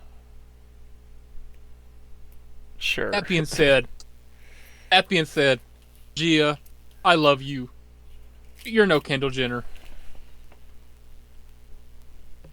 You're better than Kendall Jenner. Another pump fake. Wow. Another pump fake. Gia Duddy, you advance to the Final Four. No, to the semifinals. You I've go to been the semifinals. so pump faked. Dua Lipa. Always and forever, Dua Lipa. Natalie Tran versus MA. I gotta give it to MA. Obviously. Natalie Tran, I still love you, don't hate me. And say it with me, Tommy Boy. Olivia, Jessica Alba. Alba. You're not gonna pump fake me. Jessica Alba. Mm-hmm. Welcome to the semifinals. MA versus Jessica Alba. Theodore versus Dua Lipa. There's no questions asked. Dua Lipa. You're really gonna do Dua Lipa versus Jessica Alba? I'm really gonna do Dua Lipa versus MA. And it's gonna be Dua Lipa. Anybody who's known me or has watched the show knows, without a shadow of a doubt, it's always and forever for me. God Almighty, I don't do font size 30, and I keep ruining this. Like, see what I'm working with, Microsoft? It takes me 18 minutes to type in a font size 30. God Almighty. They really don't want Dua Lipa to win. But I don't care. Dua Lipa, always and forever. Hello, Kristen Mall. Yes, sir. So, we did see eye to eye on some things. Other things, I had different opinions. He sacrificed But, everything to be here. He sacrificed his wife. He sacrificed his children. He sacrificed his life for this moment. If only they knew what they were foreshadowing with that. Anyways. So, what was your opinion on this week, or this episode's activity with Women March Madness? I think you got it wrong, Where's that but I rank think above? it was fun. No, I mean, like, for the experience of it, like, where do you rate it on unqualified activities all time? Oh, man. Well, let's see. The other two things we do are Jeopardy and tier list. So it's the top three for sure. Perusing eBay is one of them. Prank calling Australian KFCs. We haven't done that in 20 episodes. Like RV tours. Man, it's really been 60 hours of content we called KFC in Australia. I was thinking we should do more prank calls sometime. It was kind of fun. Yeah, man. Somewhere in America, though. Somewhere in America for sure. Who would we call? I don't have a $30 phone bill. Oh man, Dollywood. No. Has to be connected to games. No, can't do that. After you're unemployed from Dollywood and you're working somewhere different. No, I don't want to. I don't want to prank our old bosses. They don't deserve that. There's nothing funny we could do to them. It's just be mean. We wouldn't be being mean. We'd call and be like, is Mr. Freely there? First initials IP. That's a Simpsons reference. Yeah. Or is Miss Hug Kiss there? First name Amanda. Mhm. Amanda Hug Kiss. Is Mr. Jass there? First name Hugh. Bend over. Yeah. Hill Cosby is a name I used in Kahoot in 8th grade. Jack Kinoff. There's we use Jack Mehoff. Yeah. Hugh Janus. We went one time with there's a UFC fighter. His name is Mark Hunt. Mhm. MarkHunt. Mark Hunt. Yeah. And that fast. There you go. What if oh man. Oh, got his number though. Fuck. I was thinking. I can't believe I ain't told those stories about this guy. My friend Gage. I don't think we're friends anymore. I haven't talked to him in probably a year at least, maybe more. Mm.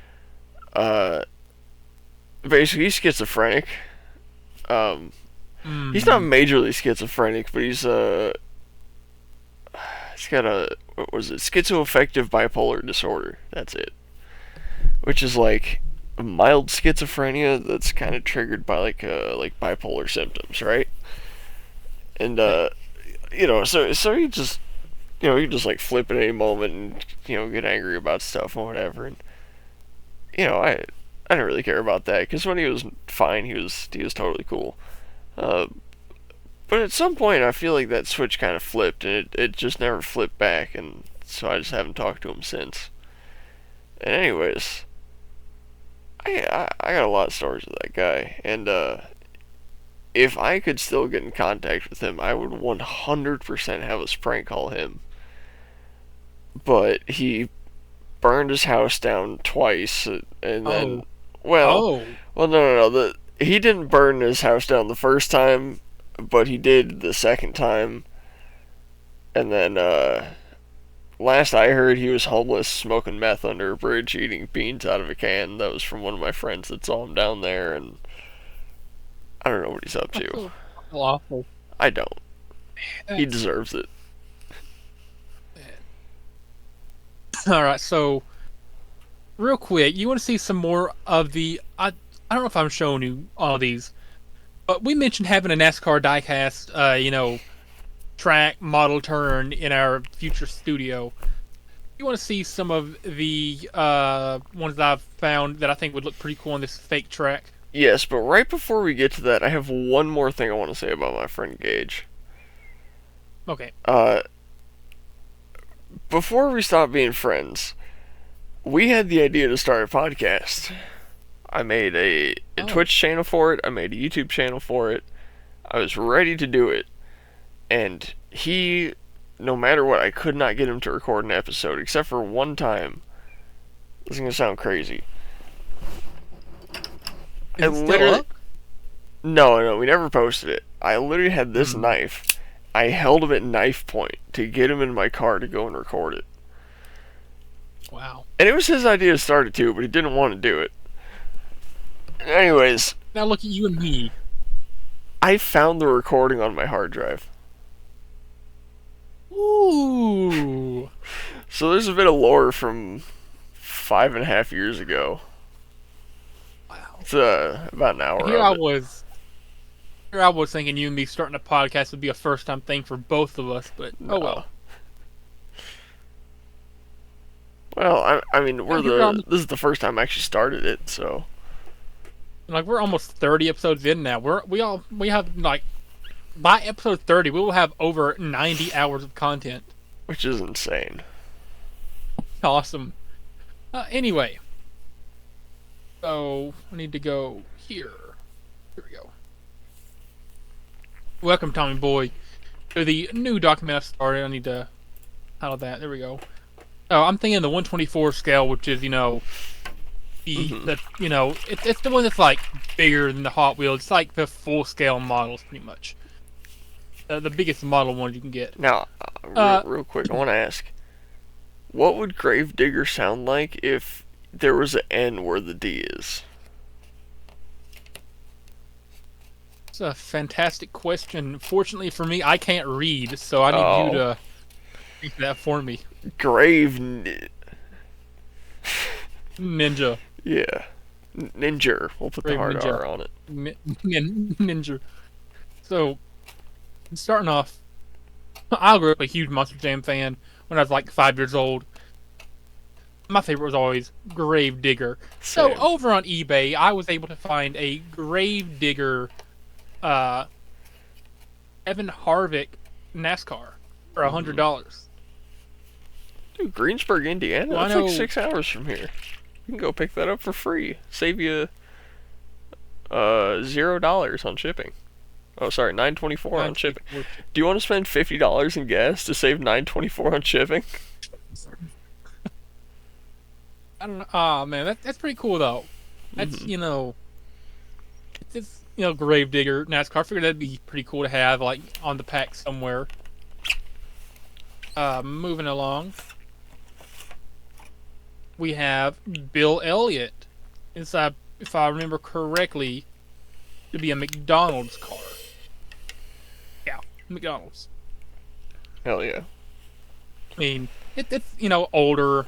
Obviously, it's probably like the 70s or 80s design of the car. I don't know when the actual thing was made, but no, quite cool to have. It's McDonald's. We all love McDonald's here. The hood opens. Look at that insane detail under the hood. Damn it. I mean, that's truly a machine. It's pretty cool. Pretty cool indeed. Then we got really cheap Todd Gilliland one, which, isn't the coolest design? No, but it's $40. Mm-hmm. And also, it's, more modern. This is from 2022. I feel like I could probably get that one. I don't know when it would be delivered. It will ship within 4 business days. Am I a Todd Gilliland fan? Not at the moment, but I might be in the future. Next up, we got, I believe this is Tyler Reddick, is what it said. Yeah. $75 for the Hamburglar. Would you pay Sure, $75 for the Hamburglar?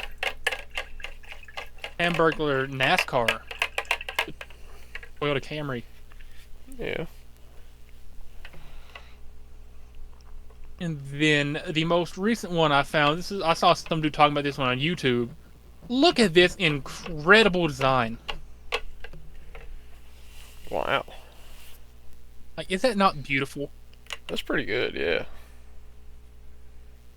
87. I've not really looked at this on diecast sale, so let's look at I want to search by NASCAR driver. I just want to look at NASCAR diecast. Oh boy, can I not just look at them all? Okay, I'll come back to this some other time. All right. But I found this site, and we can sort by low to high. I have it set to 124, so we should be getting the correct scale. Some of these are cheap, like that. That looks like a Hot Wheels size one. It definitely is. No, that's 124. But the 124th, I feel like like 36 for one. Like, that's obviously a full size one. Mm-hmm.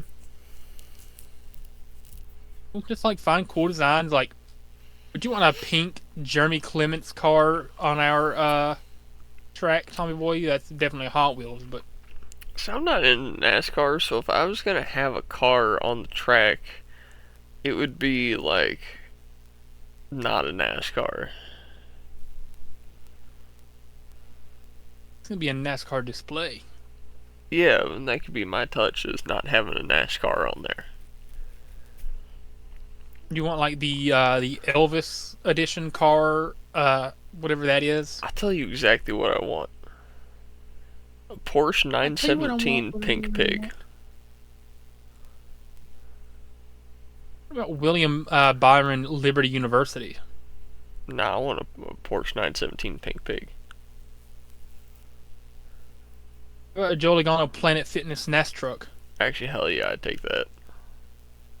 You want a Planet Fitness NAS truck on there? Dude, I go to Planet Fitness, hell yeah.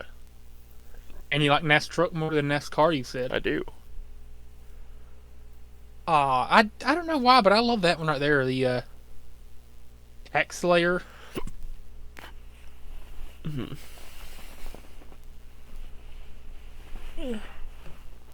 Ooh, how about Ross Chastain Watermelon? I'm just not black enough for that.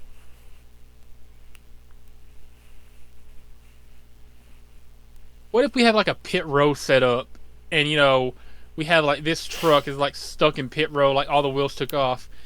We have a bunch of Black people stealing basketball them. Americans. I must say a bunch of basketball Americans surrounding the truck.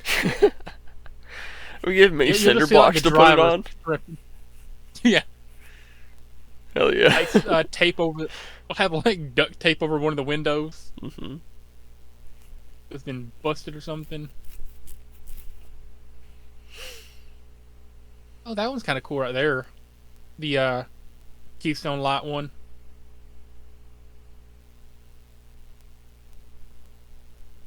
Uh, Chase Elliott and Napa. That's kind of like. I know. In the past, you've been able to get Viagra sponsor cars. I thought having a Viagra car on there would be funny. That would be pretty funny.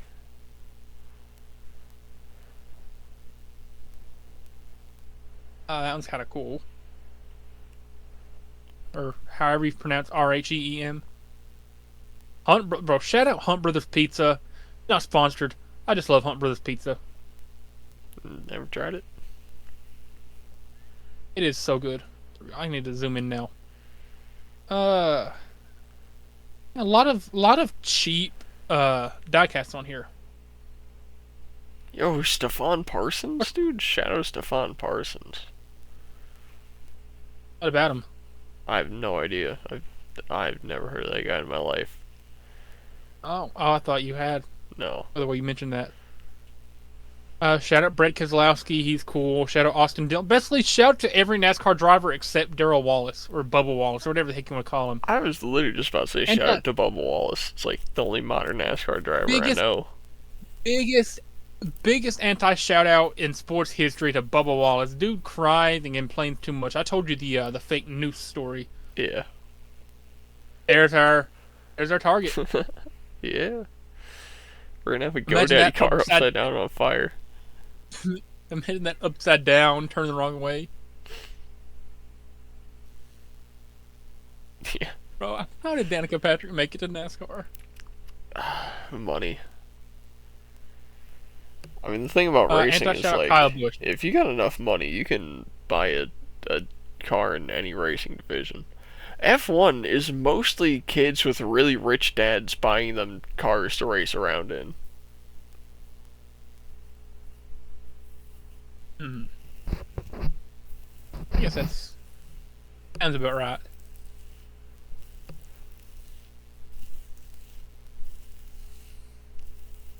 Yeah, so just a cool little look over toxic waste NASCAR. Can you imagine that? Yeah, that's pretty cool. $45. I'll probably to look over this more, see what we're working with. Just put together a whole list of 40. I think the maximum running size is 40 or 41. That's always way too many to have. So we'll probably have 20 or something making the turn. Alright. I kind of select the rest. And that's not including Danica, who's going to be upside down in the grass, spinning the wrong way. Yeah, it's going to be so funny. Everything about it. I'm gonna love that. I love the video you sent me of you in VR. Yeah. You made a whole rendering of the model in the corner of the set. I hand built every piece of everything in that whole room. In the recording at least, right? Not in the real room. Oh yeah, no, I didn't actually build the room, but yeah, I designed that whole virtual get up around the floor pan of the room. I feel like that could be an unqualified short or something. Oh yeah, that definitely could be, yeah. It's like a 30-second video.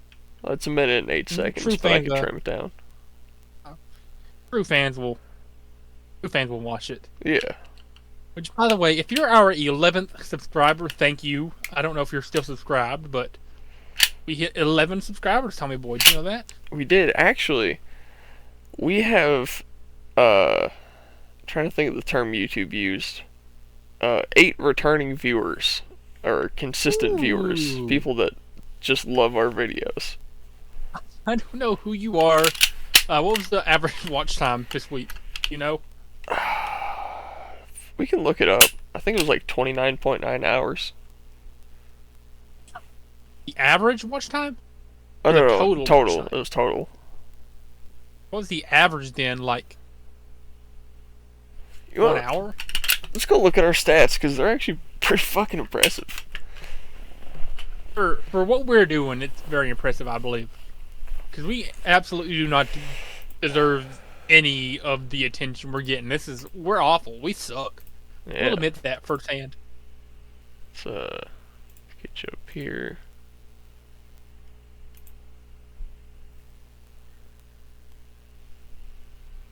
Oh boy. Top 60 ghetto black names. Dude, that's a gem. Look, we got one of our shorts right here. It's literally on the front page. Probably just because you posted it, but yeah. Trying to find my. I don't think a video with 16 views getting front page. No, but I mean, hey, this ain't too bad. 63. Huh? Well, we had a video get 4 or 5 likes on one of the podcast episodes. That's impressive. Wait, which? Oh, this one got 6. 4 likes on episode 22. 6, oh, 4, wow. 4, 5, 4, 4, 4, 3. It's pretty average. Man, I love this. Wow. Yeah. Okay, 27.9 hours of watch time, 1.3 thousand views. Woo, woo. If we go down to our top content here, 458 views on that. Don't think we're ever going to beat that, but 156, 148, 75, 75, 60. I told you this was going to do good. You're like, why did you post that? I'm like, it's going to get views, dog. Yeah. 1.006 of the way to your million views, I think. Something like that. Yeah, but hey, we're doing pretty good. I love Kanye West is underperforming, unfortunately, but hey, it's probably just YouTube bouncing Kanye talk. Look, shown in feed 4.8 thousand times. 22.9% of people who see our stuff watch it. It's not too bad. That's pretty good. That's pretty good. I mean, 90% is shorts, or 91 rather is shorts. Yeah. Whatever. And you 2.4% are searching this up. Yeah. Oh wait, that was just for my shorts. Never mind. Okay, returning viewers. We have 4 for the shorts, 8 for the videos. Wow. Look at that. What else we got? Yeah, 1.1k shorts views, 222 video views, 4.4k impressions. Not bad. Remix views? What? 19 remixes? Huh? What? Oh, that's. I've made 19 shorts with our. Yeah. Okay. I'm remixing it to make shorts. I was like, that many people are like reacting to us? No, that was me. that makes sense. There's something around here I wanted to find. Oh yeah, 6.1% female. That was 6.9% earlier. And then we actually listen. Comment on this video, please, so we know who you are. Yeah, and then we got all age ranges in here. It was all 18 to 24. Now everyone's accounted for except 13 to 17. What 65-year-old is watching us? 10% of our viewers are above the age of 65. What? It's probably the the older gentlemen who are trying to relive their bar conversations, when they were growing up. Not really growing up, but when they were young lads. Yeah. That's basically what we are. We're like bar talk that anybody can hop in on. You said it best. Crazy stats. But then, look at this. Look at this really quick. We're getting views from the UK, Canada, Australia, Philippines, South Africa, Germany, and India. Wow. Germany? India, dude. I think all our talk of after hayter, is working. Oh, dude, the Philippines is in South Africa. That's crazy too. Yeah, that would surprise me the most. South Africa. Yeah, but man, it's pretty cool. Man. Oh yeah, if you were we look at that. Cities. Yeah.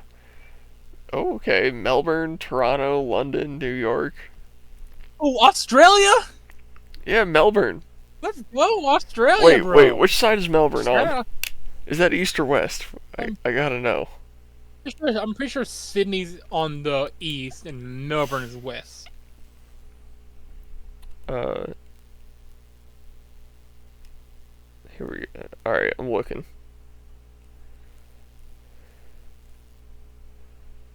Waiting for it to load. It's taking a second. It's coming in. I got like 1/10 of Australia in my vision. It's. Come on. Yeah, we love East Tennessee cell phone service It's non-existent. Ah, more than anything. it's on the east side. So it's not the one from Australian KC girl. No, she's a Western Australian. Aw. Damn it! KFC Australia girl, please see this. We're getting closer. We are now within the country. Yeah. 163 of our views are from subscribers. That's pretty good. What are they subscribing for? Oh. I guess it doesn't tell us. More? Device type. Oh. No, I already looked at that. Yeah, mobile phone, computer, tablet, TV. I don't know what Translation else. use? I guess. No. Not everyone's watching in English. Sharing service? Oh, that's probably me copying a link to send to you. Okay. Anyways, yeah, we're doing good. Wow. You're doing better than I thought we would at this point. Same. I didn't think we'd be halfway here at this point, but the shorts, man, they do the job. I feel like Unqualified Moments next post should be the Women's March Madness. Alright. You know, or I guess we should do like, you know, I feel like saying Women's March Madness would probably like confuse people into thinking it's about basketball. Like Celebrity Women March Madness, I think would be better. I'll just call it the Women's March Madness and let them figure it out. I think that may genuinely be one of my most, you know, favorite segments we've done all time on this show. Nearly 90 hours of content, but I love it. That was pretty good. Probably like I had the random idea when we hit March. I'm like, I don't know how I'm gonna do it, but I'm gonna try. Now, is there any And I finally figured it out. is there any possibility that we can hear Landon's favorite Bible story on this episode? I have to pick a favorite. You know, or just one that you think you'd like to read out loud. You know, like I just read all the Judges, or not all the Judges, but most of it, the good part of it, because I like Samson, you know. Honestly, I should just read the whole Bible at this point. Just get knowledgeable on it. Honestly, I should start reading more Really books. interesting read. I don't read that many books anymore. I used to read books like all the way up through high school, and then I kind of just quit. I miss it. It's nothing like staring at dead trees and hallucinating. Okay. Do you ever get into like a state of mind when you're reading where like you're so enthralled in like the mental vision of what's ever going on that like you're reading the book and envisioning everything that's going on, but you're not taking in any of the words, so you're like an hour into what would be like a movie of the book and you're like, wait a second, how did I just visualize that? I didn't read any of this. I've been there a few times. If I can get the you know, the actual thing to load up, I can figure out where the passage I want to read from is. Okay. Do you want to tell us what passage it is? Well, I gotta figure out where it's at, and then I'll introduce it. Okay. I gotta look it up, then I'll introduce it. By the way, were you like looking at anything while you read it off, or were you just like reading? I was just Like, reading. I mean, like, were you showing anything? Were you showing anything, I should say? No, I was just reading. Okay. Figure out where it starts.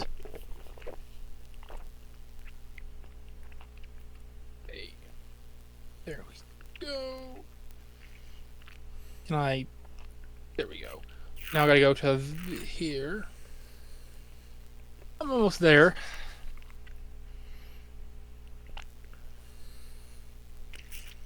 How? Like, I know you love Samson, but like, how did you figure out that that's the one you were gonna read?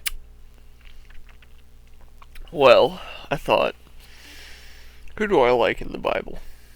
Samson. I'm gonna talk about that guy. Hey, I just gotta wait for the Bible, site to load, and then I'll be able to start reading. Hell yeah. And, you can read the entire Bible online for free. Again, not sponsored by Bible.com, but throw that out there for anybody who needs to know. Website was I on?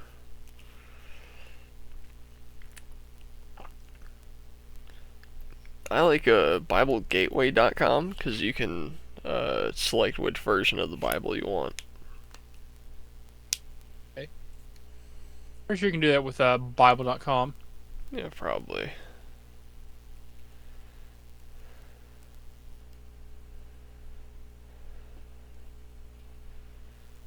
Okay.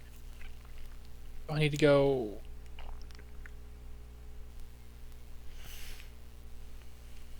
Is this where I need to start, or just this one book?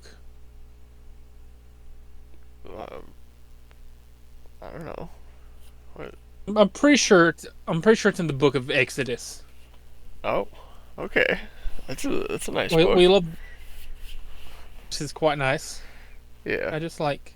I'd say Exodus probably up there with Revelations. It's one of those ones. It's one of the big books. What is it? Just Exodus 1? I do not know where I need to find it. All right, where I'm gonna find it. Just look up the Bible story that you're trying to look up. Just be like, what chapter is da da da da, and it'll be like, oh, that's this through this. That's what I did. But like, there's no like. It's just telling you to read all of Exodus. No, it's not. That's not really what it's telling me. But like, I cannot find the way to like actually get on here to like the exact version of what I need. Like, there's not just a search where you can be like Exodus 420. Of course, you had to choose that number. I don't know any chapters in Exodus.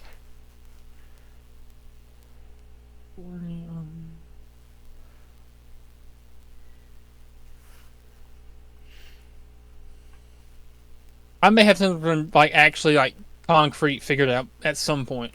Okay. Okay, there we go. I think that's what I need. Okay. Glad you got that. Chance. Chance. Let's see. So, it's Genesis, Exodus, Leviticus. Dude, Leviticus Cornwall. Another Bible reference.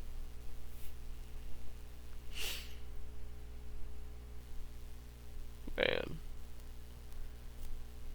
Judges has to be up there though. It's like some of the best has to be up there. Genesis, Exodus. If I got the right thing. Job. All right, Job. Turn to the book of Exodus, chapter 3. Hell yeah. Yeah, you can read along. I don't know if that's blurry or if you can make it out. It's perfectly good. Okay. Now, starting with verse 1.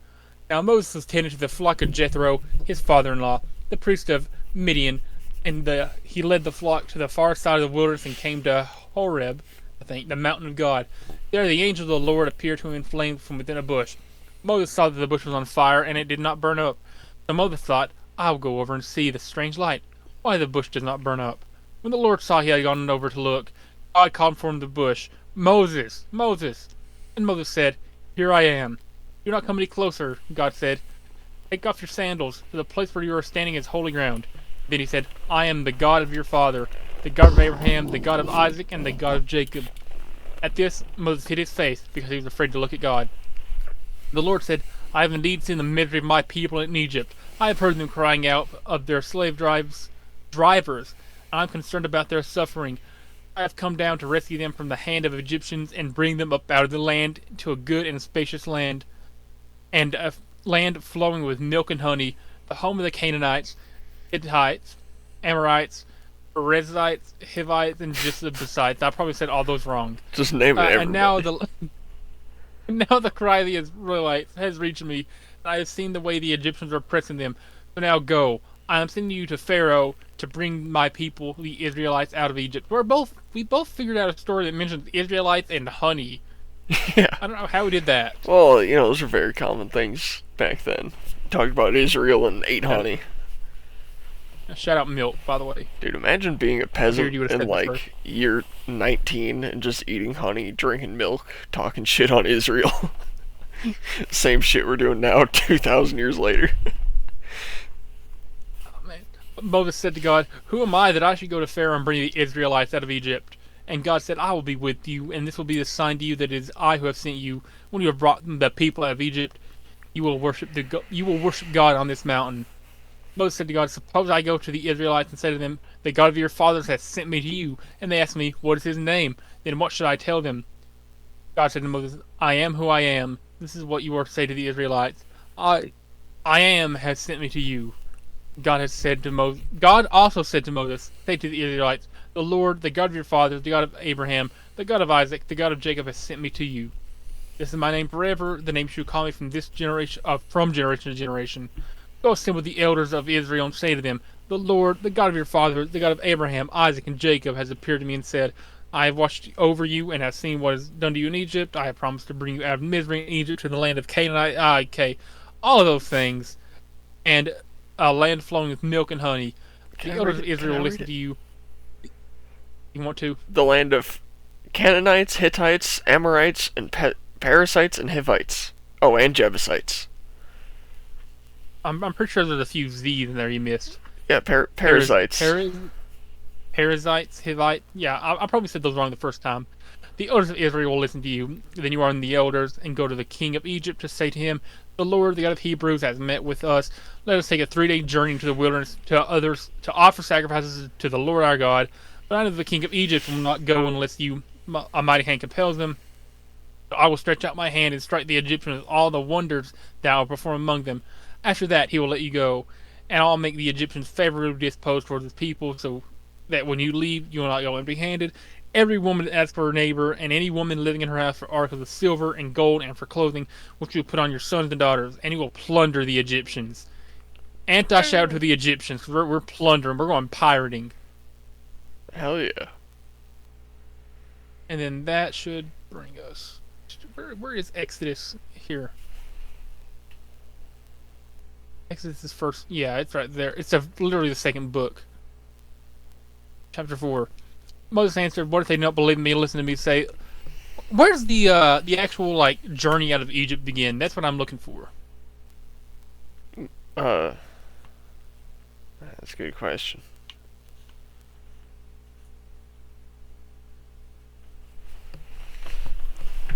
That's what I want to read. Yeah. I'm trying to think of which ones I want to read next.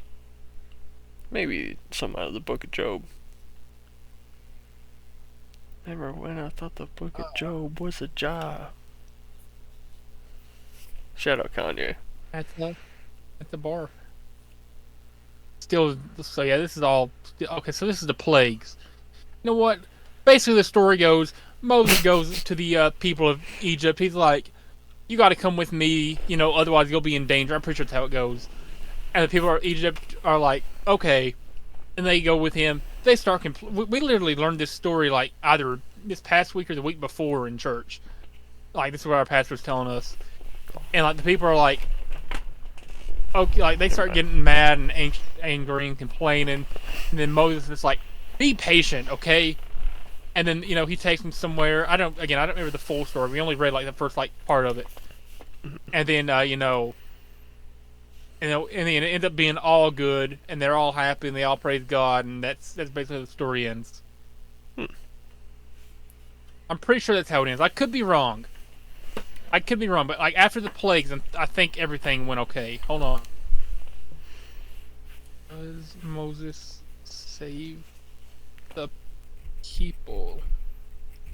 Again, I could be just misremembering getting stories. Yeah, see, he led them out of slavery. So I was right.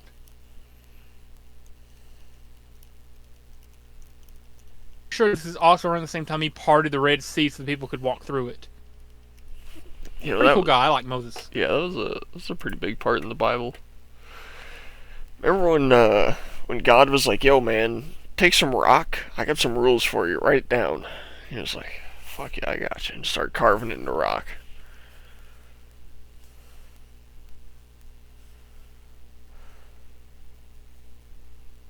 I Yeah. need you to just like read what I just sent you in the chat. It's a lot funnier as a of a visual gag.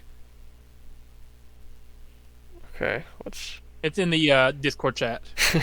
need an arc? I know a guy. Nice.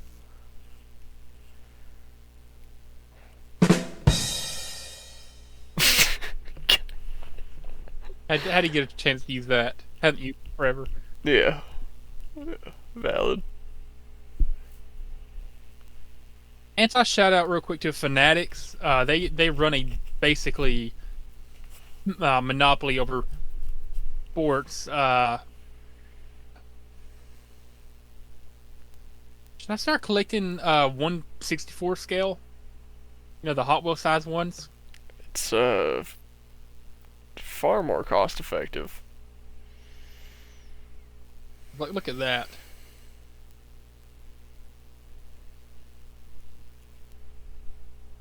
It's pretty nice.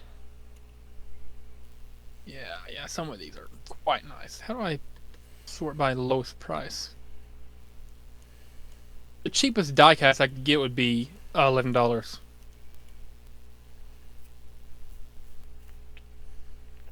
Well, I just thought about getting the Sony D1. What the cheapest 124 is? You know what? Really quick, I'm gonna take an unqualified piss break. I'll be right back, and then I'm gonna read Isaiah 41. Okay. Oh, I do not know how I got into NASCAR. I just randomly decided this season. I was furious last year. I think this season I'm gonna commit. I'm going to start watching some NASCAR, and now I've watched every race so far this year. I'd have no clue how I'm going to pick a favorite driver how it's supposed to, but so far I have really liked what's his name, Carson Hocevar. He's cool. Shout out Carson Hocevar. He's awesome. Shout out William Byron. Really like William Byron. Who else? Basically, unless your name is Joe Logano or Kyle Busch, I think I'll be okay with them winning. I do not like Kyle Busch. Do not like Joe Logano. Excuse me, I'm on the fence about Denny Hamlin. Don't know how to feel about Denny Hamlin yet. He was in those commercials years ago that I remember. But other than that, I don't know much about him. If any NASCAR fans are somehow seeing this, yeah, let me know how to pick a favorite driver or like who my favorite should be. Even though I'm pretty locked in on Carson Hocevar for the time being, I'm willing to listen to ideas or comments, concerns, questions, feedback, whatever. I have figured out I'm not really a big fan of the road courses they do. To me, I love, watching races, so it's pretty fun, actually. I don't know how I just randomly got into it, but I like it now. And I think having a diecast collection would be quite nice, quite fancy, quite intriguing. I'm running out of words. That being said, I do not know the first place to start. And I think I see Tommy Boy's shadow coming back. I can stop rambling. Yep, I'm right. I see a shadow moving. Do I still have to ramble on? Tommy Boy, are you there?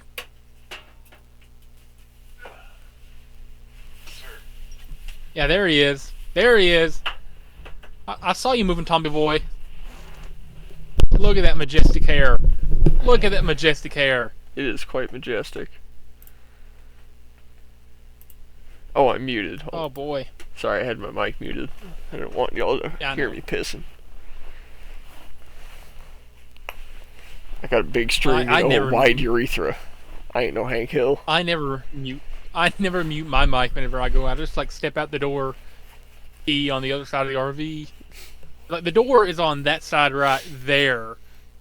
It's like, so I'm looking at the door right now, so you can tell like what general direction the door is, right? Mm-hmm.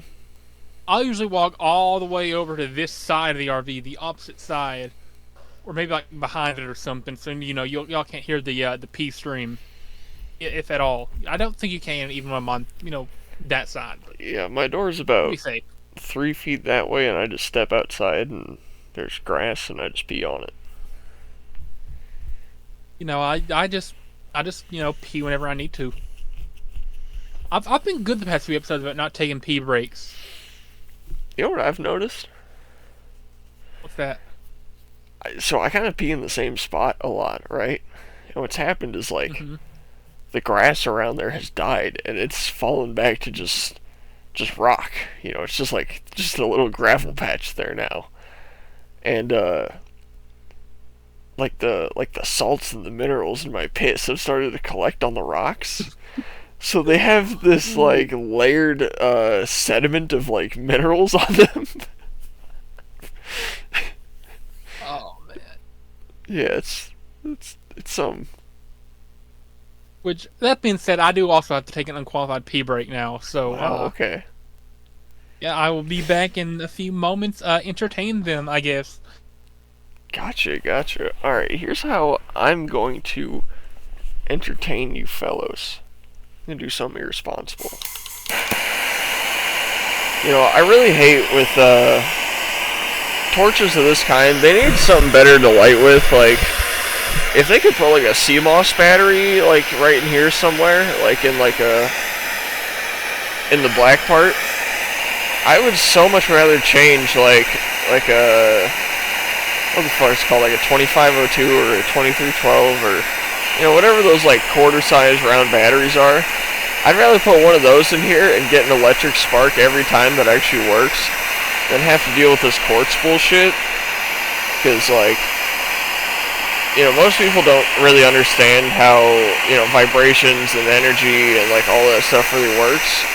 And quartz is one of the most vibrationally dense elements there are. Actually, it might be the most vibrationally dense element. That's why, like, if you rub pieces of quartz together, they'll start glowing. But in this specific setup, when you push this down, you're flicking, like, quartz with, like, a spring and, like, a piece of, like, tungsten. And the inertia of it's supposed to, like, build up electrons to spark the butane. But it doesn't always work that good. Especially if it's your first click in, like, a couple hours. Because all the electrons will have run out and you have to, like, recharge with, like, a click or two. And then it starts working. It's one of the worst downfalls of these kind of torches.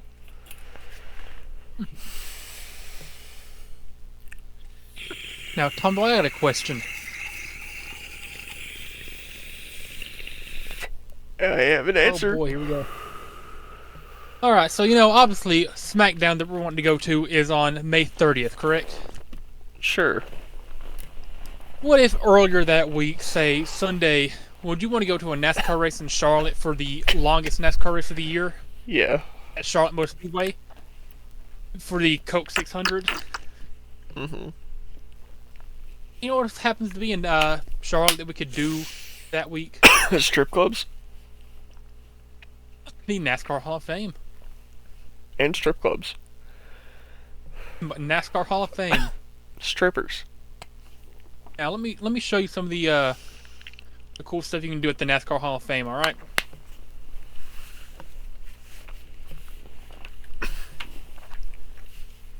First of all, ton of cars you can look at.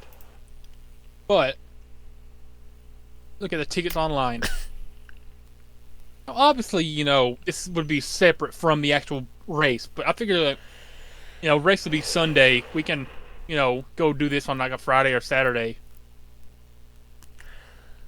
Landon, I want to take you to a strip club so bad. I want to go to a NASCAR race so bad. I don't know. I don't like. What's more American than watching, 200-mile-per-hour cars make left turns for 3.5 hours. Sitting in a stinky club around a bunch of drunk, horny men with titties in your face. Yeah, man, but like, it's different if you have to pay for it, you know. I mean, yeah, there's like it's I like don't know 20 why bucks they to get use in, the and then low. like you can throw money at them, or you can pay extra to go in the back room. And here's the thing about strip clubs: you do not want to go to the nice looking strip clubs.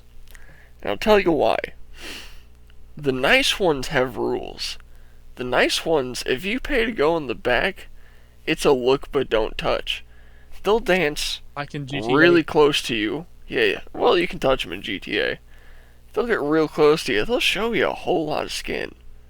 But you gotta just sit there and just look. You go to a really sketchy one though, like say Blackjack's in Illinois, and you bring a little bag of coke with you, and suddenly the girl forgets that you were supposed to pay her $80, and you guys are 4 lines in, and she's sucking your dick. You know? Oh, I do not know why this is loading so slow right now. Yeah, Blackjacks, Well, man. I will share again once this tab actually loads up. Blackjacks. Just to If, show you some, yeah, stuff from if you're anywhere in North Illinois, you know what Blackjacks is. They have billboards everywhere. It's the best worst strip club in Illinois, maybe the world. It's run by a crackhead. The strippers are all drug addicts. They're not that hot, and they will fuck you for just about any amount of drugs. They definitely have STDs. But hey, if you're into that, that's your place. Okay. I will not remember that I will take you to for any Blackjacks reason if we're ever in whatsoever. Illinois. What are the odds that you and I are ever in Illinois? Alright, look, here's the thing. If we move in together, the possible trips are endless.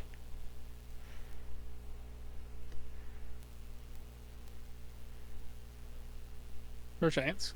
I mean, we could just plan anything and then just go at any point. Like, that'd be incredible. Not a point. Yeah, so we definitely just gotta hit up Illinois at some point. Illinois sucks ass, but it's so much fun to just go to occasionally.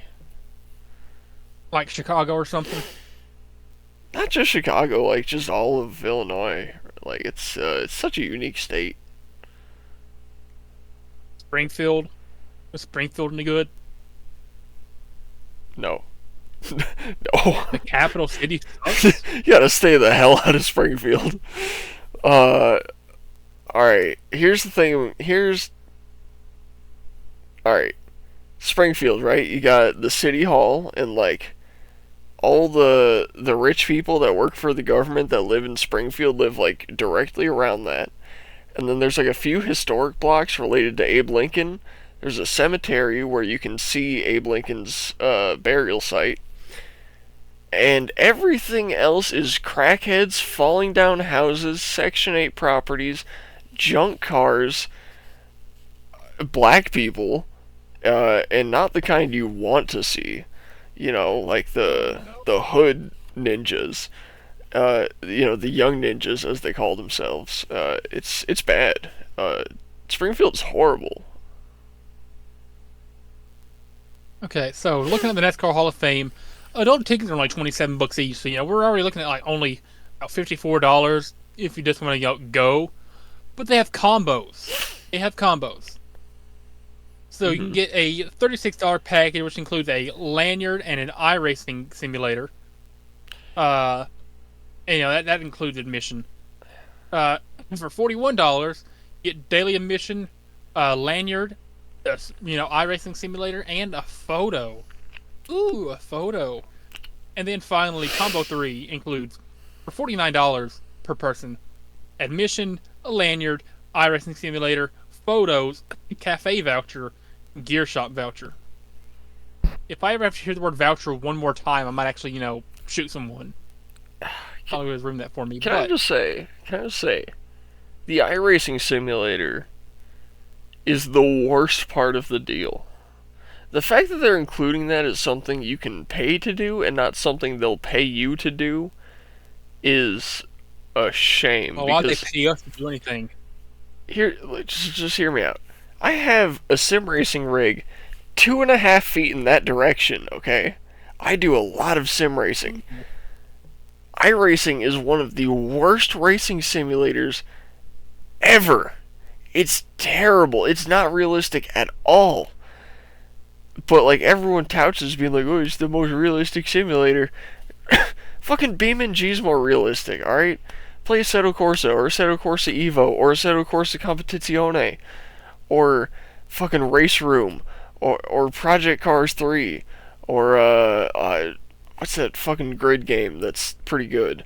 Like, all those are more realistic.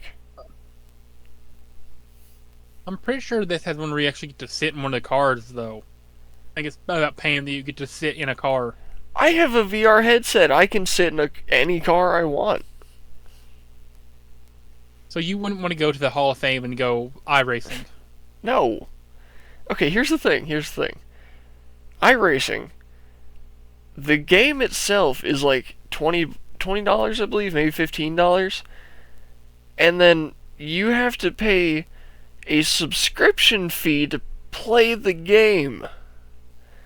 It starts at $15 a month for basic access, which is like 3 cars, 3 tracks, and online, right? And then it goes up in tiers up to like $50 a month to get different cars, different tracks, be able to play on certain specific servers. Like, it's literally a pay to win, boring, shitty simulator, and everyone just over glorifies it. Yeah. I hate iRacing. So just like none of the combos then, because every single combo includes iRacing. And the only other thing you'd be getting here is a lanyard, and who wants a lanyard? Or like a photo. Like, I can take a picture on my phone, dog. I'm fine. I think the lanyard and the simulator is worth $9, on top of admission. I mean, honestly, if it was just the lanyard for an extra $9, I'd be like, maybe I'd buy one. The fact that they try to throw iRacing in there as a bonus, dude, spit in my face, please. I think the racing would be pretty, the simulator would be pretty fun, but teach their own. It's like the worst simulator out there, man. Also, those hours are outrageous. They're only open for 7 hours a day. Yeah. They open at 10 a.m. and close at 5. Those are ludicrous hours. Dolly Parton's song about 9 to 5, working more hours than those, workers there. Yeah, her park's open 9 to 9. Shit sucks. Parton has a song called 9 to 5. In her song, she works longer than the actual hours of a museum. What do you do at a museum that, could be that tiring and weren't you only being open for 7 hours? Right? Working 9 to 5. Don't tell me, the workers have to stand for 7 hours. We had to work, there's been times where I had to stand for 10 hours without break in Dollywood. Screw that. But we can still go for, $54, combined to go to the Hall of Fame. Yeah. You know what else we could do? We could take that $54. Don't say strip club. We could take that $54, add $1 to it at $55, and get VIP seating, which means they lightly wiped it with a rag after the last guy came on it. Front row seats at the strip club. You have to pay more to sit front row at a strip club? Some clubs make you pay to use the chairs. That is awful. Yeah. Or they'll have like I want to. they'll have like You a know, I pit. will not be going to a strip club over the NASCAR Hall of Fame. All right, we'll do both. So like some clubs have like they have like the platform, and then there's like a pit that comes out like 3 feet from that, and it has like a couple chairs, and you have to pay to go to that level. Otherwise, there's like the general area, like a step above that, and that's like the rest of the building. It really doesn't make a difference, but if you want to pay like $5 or $10 more or whatever it is to get the titties 2 feet closer to your face, you can pay for that. Okay. So, we could technically speak and plan a trip to Talladega and to Charlotte to watch races. 2 cities, 2 strip clubs, because I mean we're gonna hit Atlanta on the way to Talladega. That's a strip club. I mean, if you really wanted to go to Atlanta, I'm sure I could, try to work something out like that. I mean that's a lot of trips in like a really close amount of time, and I don't think I'm gonna be able to take that much time off work. And so, would you rather go to Charlotte and go to the Hall of Fame, or go to Atlanta and Talladega? Um, man, Atlanta and Talladega because Atlanta has better strip clubs. Why are you so like hell bent on going to a strip club? For you, Landy. I didn't want to go to a strip club. I know that's why I gotta take you to one. I do not want to go to a strip club. Why? I'm the straight and narrow, remember? Straight, right? Straight. I'm on That's the part of straight it. and narrow. Straight though. Yeah. But I'm on the straight and narrow. Are you on the heterosexual and narrow? I am on the heterosexual. I am a heterosexual, yes. So why don't you But want I'm to see saying on naked the women? straight and narrow. I'm on the straight and narrow, Thomas. That's why. So? Alright, look. And it's like, I no. look, you got me into wrestling, you're trying to get me into NASCAR. The least I can do is get you into a strip club one time. If you want to go to Atlanta and Talladega, I might tag along. All you have to do is walk inside with me and just look around, and if you don't like it, we'll leave.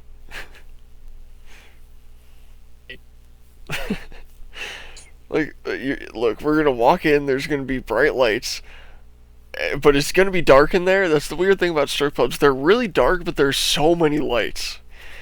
Anyways, you're gonna see a whole bunch of bright lights that don't light up anything.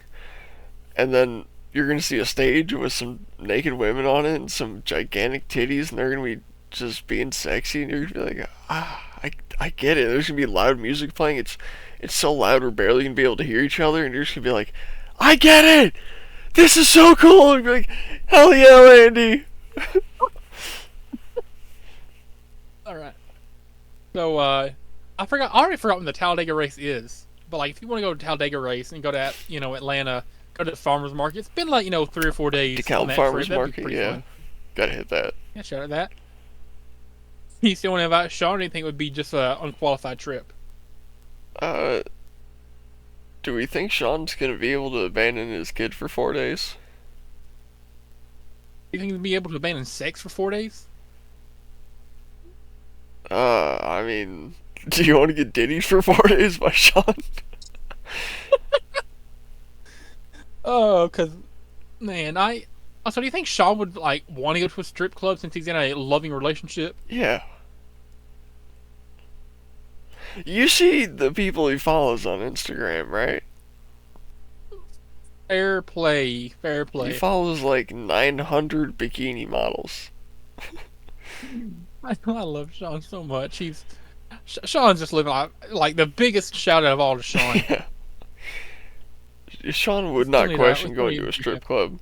Sean would somehow convince a stripper to fuck him for free. Using that old Sean charm. Yeah.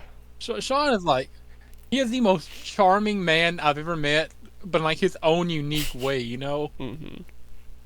His own unique charm. Like, It's not like, a Prince Charming, like, suave talker. He's just Sean, and ladies love him. He is. He's Sean time. I I wish you all could meet him so bad.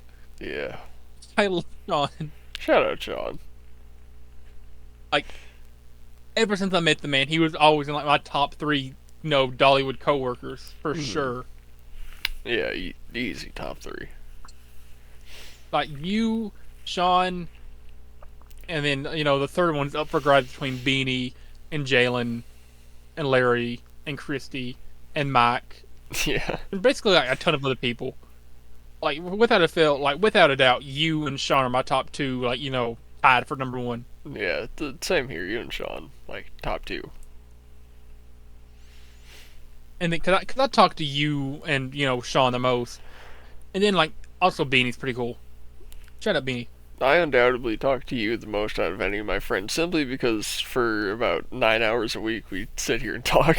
Yeah, yeah. And that's not including our side conversations during the week about Show ideas. Megan Bayne, Yeah. or Jamie Hayter, or show ideas, Or watching wrestling. Yeah. Y'all don't know this, but like every Wednesday we get on here on a call together and we watch Dynamite Yeah, it's great. for 2 hours. And then last night we had like another 2 hours after just like conversation. Yeah. And the show went on for like 20 minutes more than it should have. We looked it up. The price you have to pay for every minute of going to overtime on national TV is between $50,000 to $100,000. No, it was 10 to 50. They went like 50, 10 to 50. I thought it was 50 to 100. Yeah, $10,000 to $50,000. They went like 15 minutes overtime. Mm-hmm.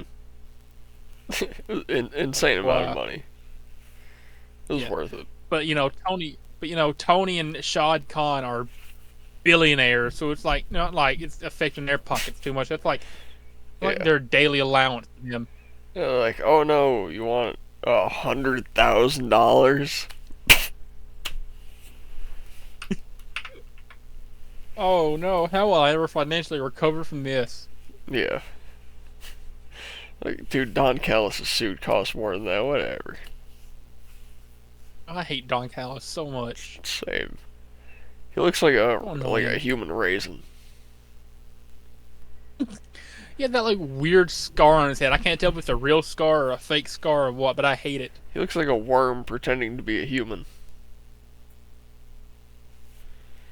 The best way I've ever heard Don Callis be described. Even his name, like Don Callis, that name makes me angry to hear. Yeah, I think it's supposed to. Don Callis, like nobody's named that. And that it doesn't sound like a realistic name. That fucking dork he keeps alongside him. The one that Will was beefing with. Takashita? Sure, I don't know. The Japanese dude? No, the white guy with the buzz cut.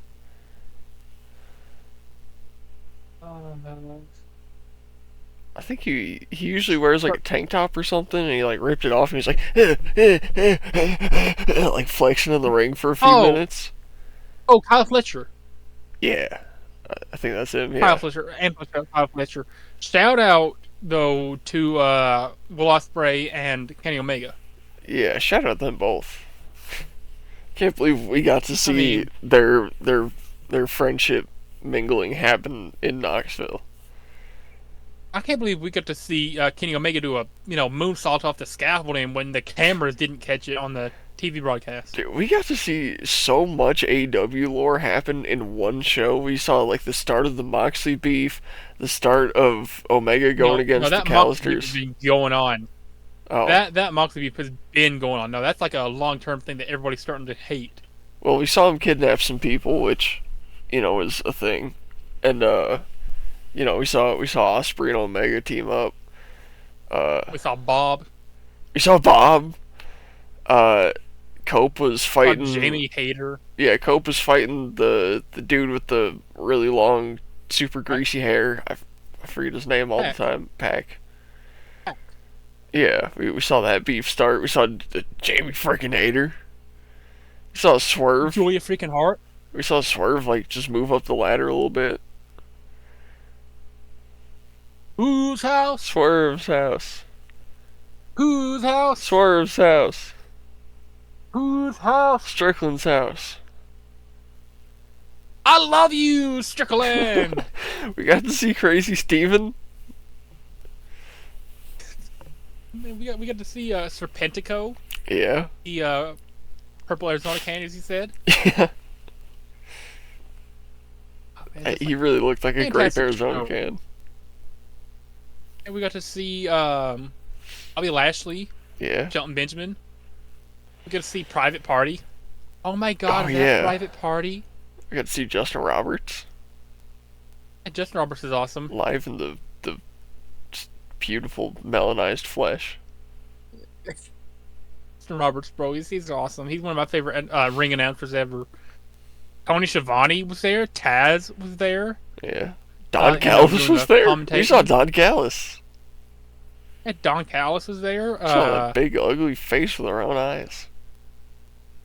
And yeah. He's uglier in person, could tell how guys. ugly. Even though like we were up in the upper section, we could still tell how ugly he was. We got to see Moxley. Yeah. See Claudio Castagnoli. Yeah. Marina Shafir. Yeah. There. We got to see the table break. Yuta. We got to see Wheeler Yuta. He was one of them that was on the show last night. Mm-hmm. We got to see a whole bunch of stuff. Didn't we see Hangman Page right? MJF. So who? Eric Khan? Is that his name? Or who's the younger Khan? The son of the owner? Oh, Tony Khan. Yeah. Yeah, Tony Khan came out at the start of the show and the very end of the show before they were on air and after they were off air. Talking about, like, thank you, Knoxville. It's our first time ever in Knoxville. And like, after the show, it's like, we will be coming back soon. We have to see you again someday in the future. We love you, Knoxville. Yeah. Cool dude. Yeah, Cool super dude. cool. People were saying that was one of the best Dynamites in a long time too. It we was. were there for it. It was. We've seen quite a few Dynamites, and that was still the best I think I've seen. All bias aside from being there in person to witness it, it was actually awesome. I loved it. Including bias from being there in person, it was fucking incredible. Including bias because we got to see Bob. Yeah. Yeah, you guys didn't see Bob once, dude. We got to see Bob like 4 times, and everyone was like, Bob! Bob! Bob! Bob! Every time he came out, like, the whole crowd was just going electric for him. Y'all didn't get to see the special bonus match just for us. Yeah. Between the, Great Arizona Can and we love you, Steven! Yeah, Nothing better than that. You started a woo, like, right when we got there. I low-key started a Bob chant at one point, because I forget exactly what segment it was or what was happening, but someone's like, and who do we think or I think it was Justin, like, and who do we think we have next Knoxville? And I went, we want Bob! And I heard a couple people like, Bob, Bob, Bob! And like, a couple people started cheering it. Now listen, I told you going into the show, like, it's a typical thing usually at WWE shows. I don't know about AEW, but one person in the crowd just chant, woo! And 30 other people will follow with their own woo, woo! Mm-hmm. And the moment we get into the ring, the show, not the ring, the moment we get to the show, we sit down like 30 minutes before the first match even set to begin. It's like on the other side of the arena, somebody yells, woo! And everybody else around them does it. Mm-hmm. My proudest moment as a wrestling fan will forever and always now be that I started a woo chant. In like a woo chain, I should say, at a AEW show. Yeah. Because I just was like, woo! And the guys next to us, woo! My current biggest flex as a wrestling fan is being on camera while in shot of Jamie Hayter's full ass. Now, it was blurry, and you couldn't tell it was us. But if you know that's us, it's literally Jamie Hayter's ass, us. I changed your life forever by taking you to AEW. Yeah. And my greatest accomplishment getting your... as a wrestling fan will be being like directly on camera whenever we go to WWE. But wait, is it the what day is it? Is it the 7th yet? Today is the 6th. We have 2 more hours to go until the 7th. Damn. Alright, well, fuck. That means I gotta wait. Wait, what time do they go on sale? I gotta see that. Fantastic. If they even got that up there. Because, we've been going for like almost 3 hours now. We got like 15 minutes left, but I was thinking we could potentially extend this episode and buy the tickets live on air. You want to go for 2 more hours? I could do it. It's been a while since we did a 5-hour special, but I don't know if it's been long enough to do another 5-hour special. I don't know which episode the last one was. You should see if they go on sale at midnight. That's what I was gonna see. I think it's usually I think it's usually early morning when they go on sale. That's what I'm hoping it's not.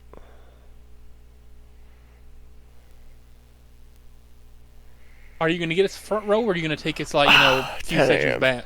10 a.m. Eastern. Okay, so are you going to get us front row tickets, or do you want to do a few rows hold back? Hold on. There's more on sale. Oh, there is? Yeah. Well, I'm gonna pull this up on here so they can see it.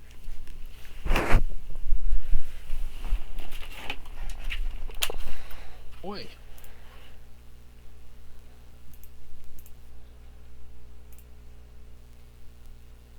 See what we've got here. Hell yeah. Oh yeah, the owner of the giant trunks. That's not what I want. I love if you still have the AEW tickets pulled up on your bookmarks bar. Yeah. This is the merchandise shop. It's not the right website. What the fuck am I looking for? WWE. I have to go to WWE.com. There we go. And then tickets. Yeah. SmackDown's tomorrow. I'm down to watch it. Okay, that's not where it's at. Wait. Oh, yeah, it's on tickets. Tickets, yeah. I gotcha.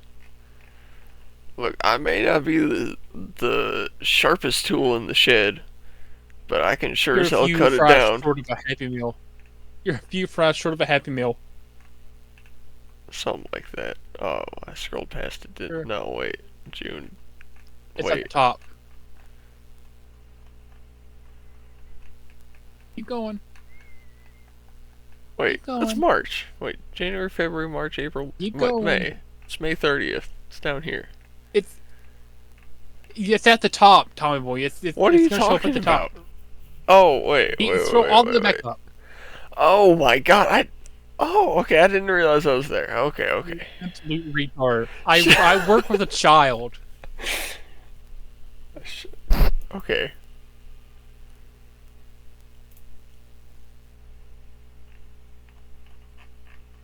Hey.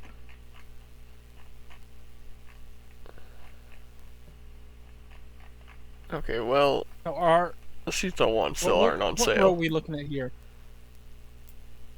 I think these are... Yeah, damn it. Ooh. Yeah, those are the really expensive ones. $6.40 each. See, here's the thing. These are $6.40 because these are part of the platinum package. These right here are not going to be part of the platinum package. These are just standard general admission tickets. So these are probably going to be like $3.50, or these are $6.36. It's front row. There can be more. I don't think so. See, these right here, these are all going to be, well, first of all, Green Shirt's already got that one. No one can buy that Green seat. Shirt doesn't. A Green Shirt only goes to pay-per-views, Thomas. I told you this last night. Green Shirt guy only goes to pay-per-views. He doesn't go to every single show. Anyways, that's green shirt seats, so we can't take that one. But these are all going to be like $1 million, so we can't get those.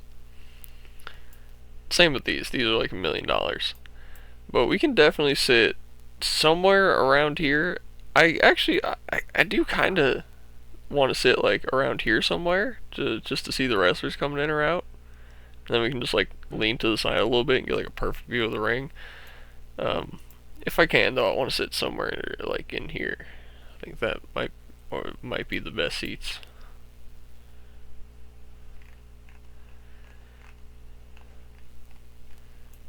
I think front row would be pretty dope though. Maybe on TV. It just depends if my wallet can afford it. I mean, it can, no doubt. Good. I just gotta know if my brain thinks Front row would be my awesome. wallet can afford it.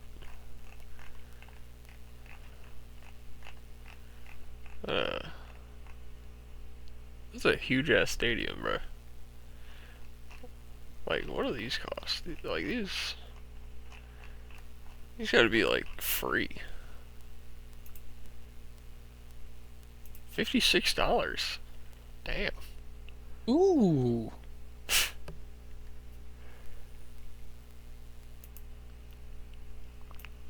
I think, that's a interesting seat selection, but Dude, what if I get 2 front row tickets, right? Like, here and here for us. And then I get Sean the $56 ticket way up here. I don't tell him we're sitting separately. And I'm like, oh, hold on, we're gonna find a bathroom. Go get our seats for us. We'll meet you in there. And he's sitting way the hell over here.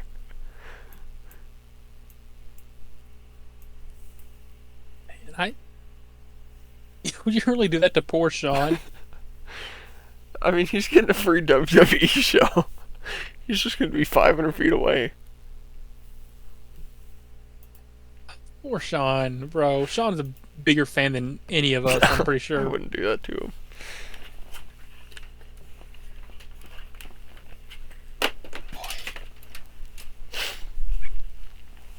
I honestly go to SmackDown though. I want to go. I do want to go.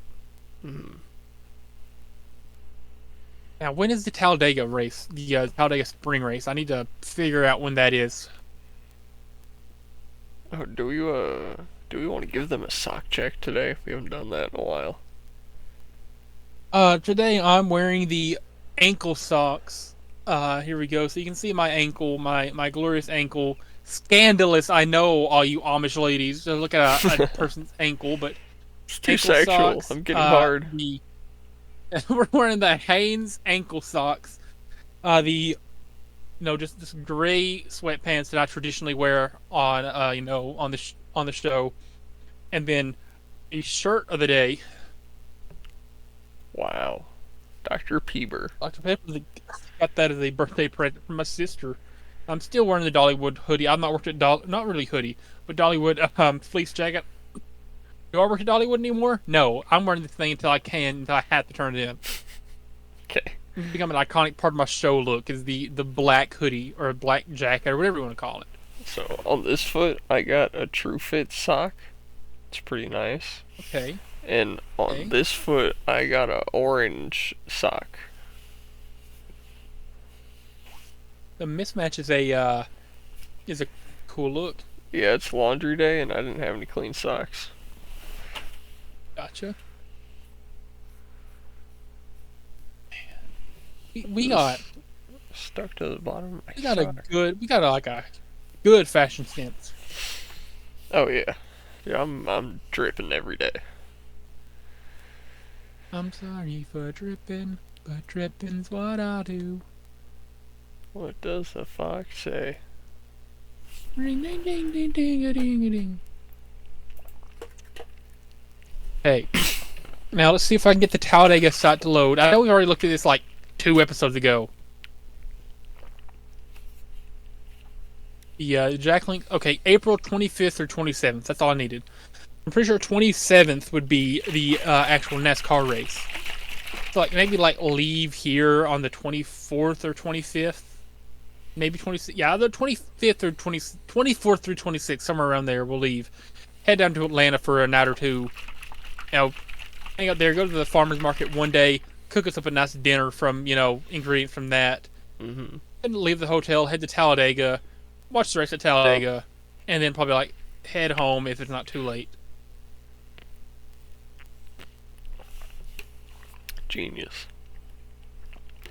Yeah, man. We could. Ooh, do you want to take a camper to the infield at Talladega? What are we gonna do? Drive yours? I don't. I mean, do you? I mean, would you? Would you want to take a camper to the infield at Talladega? Go camping at Talladega? How much is it? I don't know. If it's affordable, yeah, I'm down to drive your little thing over there. Because we'll have a bathroom, like we're literally right behind me, the bathroom. Mm-hmm. Have a bed, so like if we camp out for 2 nights, Oh, we can snuggle. and one night I get to bed. That's like one night I get to bed, one night you get to bed. But Or, we could, big spoon, little spoon. We could trade off each night. we'll have a TV. Like literally, I can see the TV from my seat right here. Like no, maybe turn something on the TV and like while we're driving, or riding the driver's seat passenger seat, just look back and have a TV to watch. Watch some pay Gorn.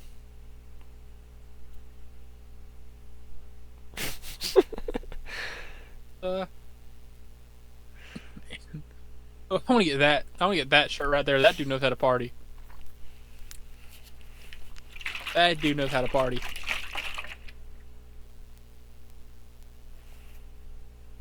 Okay. Talladega Speedway camping, spring race the weekend.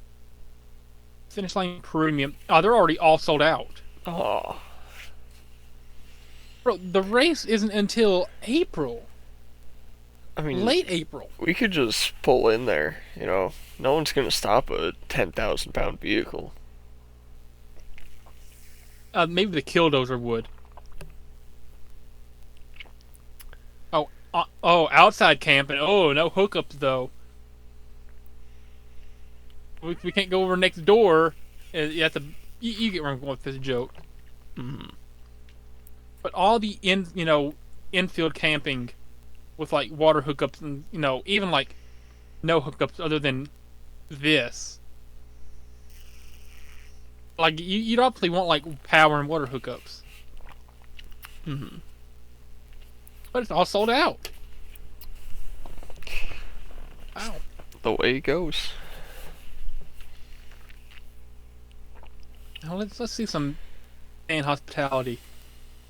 Pit Road Club. And suites weekend package. I don't really want to get a suite though.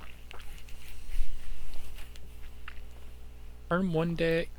Premium boxes Saturday only. That sucks. Premium boxes weekend package. Entertain groups of up to 6. We can take 6 people. Wow.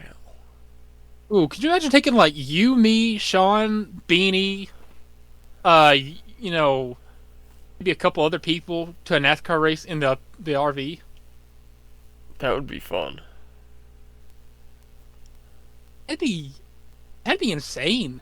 Yeah. It would be you, me, Sean, Beanie, Jalen, Larry. Imagine that gang of 6 going to watch a NASCAR race. I'd be down to take it. I don't know if we go with that exact grouping of 6. Shout out to everybody we just mentioned. Shout out Tajika-san, shout out Larry, shout out Boat, shout out Christy, shout out Bizkoshi, shout out Australian KFC Girl. All the ones we haven't mentioned yet. We get, man, you, me, Sean. We get Mike.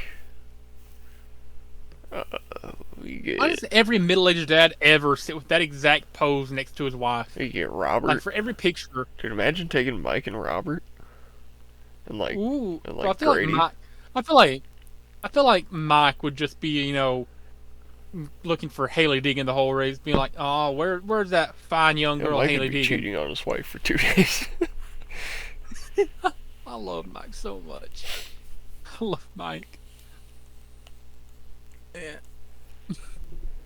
Do you want to take Wizard of Oz to the NASCAR race? Who? Wizard of Oz? Oh. No. Hell no. Oh. Oh boy.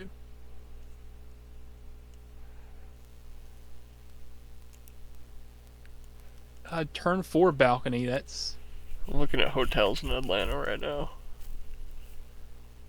reserved seating. Talladega garage experience. Really, that's what I was looking for. 89 for 89 starting at $89, we can go into the garage. Wow.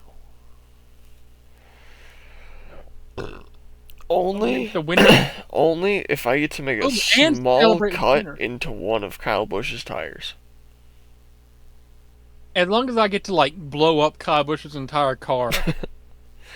No, but if you just cut one of the tires, then like when it gets really, as really long as I hot can- while he's racing, that cut will expand, the tire will blow out.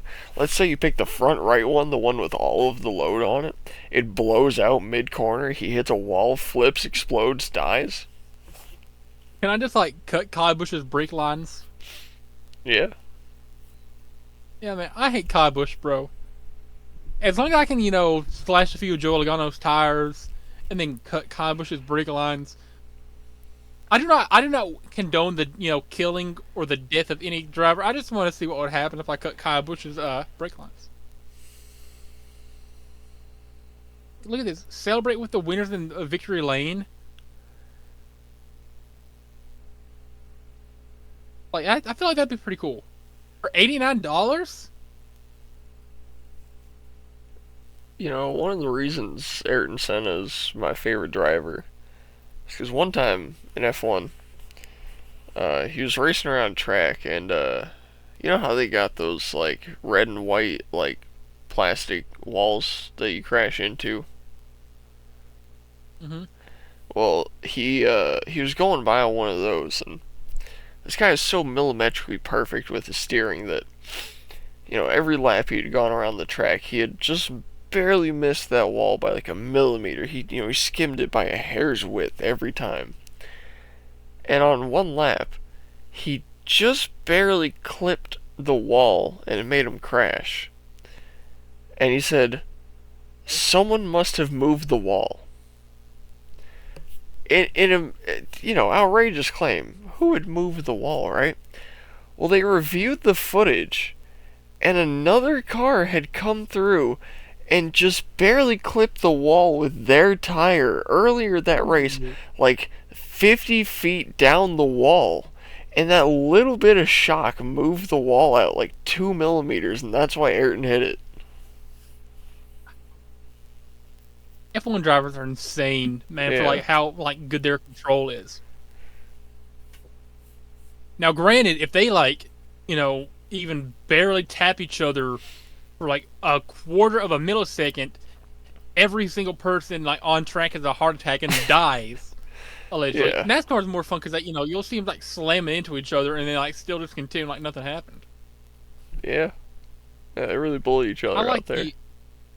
I like the pack racing they do too. It's awesome. You can also get a fan suite, which is a 3-day admission to Talladega Garage Experience, which is NAS Truck, Xfinity Series, and Cup Series, I assume. Access to climate-controlled suite for Saturday and Sunday. Ooh. Flat Climate screen control, TV, you say?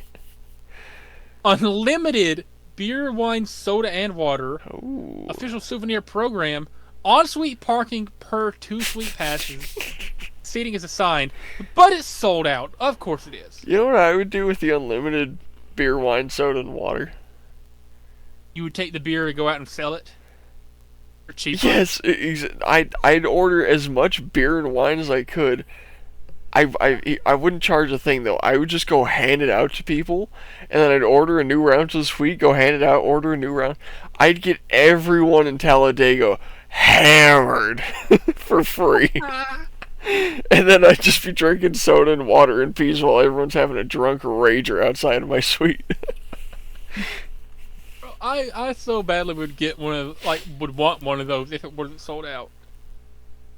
Do you think they would really honor the unlimited, or do you think after 40 gallons of beer and 90 bottles of wine, they'd go, okay, chill out, man? What if there's a student offer? For the Sunday NASCAR Series race. In Gadsden Grandstand sections 83 to near turn 4. Choose your own seat and sit with your friends. Seats aren't reserved. Bring your own cooler filled with your favorite foods and drinks. Must be self-sided. Maximum 14 by 14 by 14. No less. Free entry to the big Saturday night concerts. Free parking in Geico North Park. I could get a... How much are the tickets?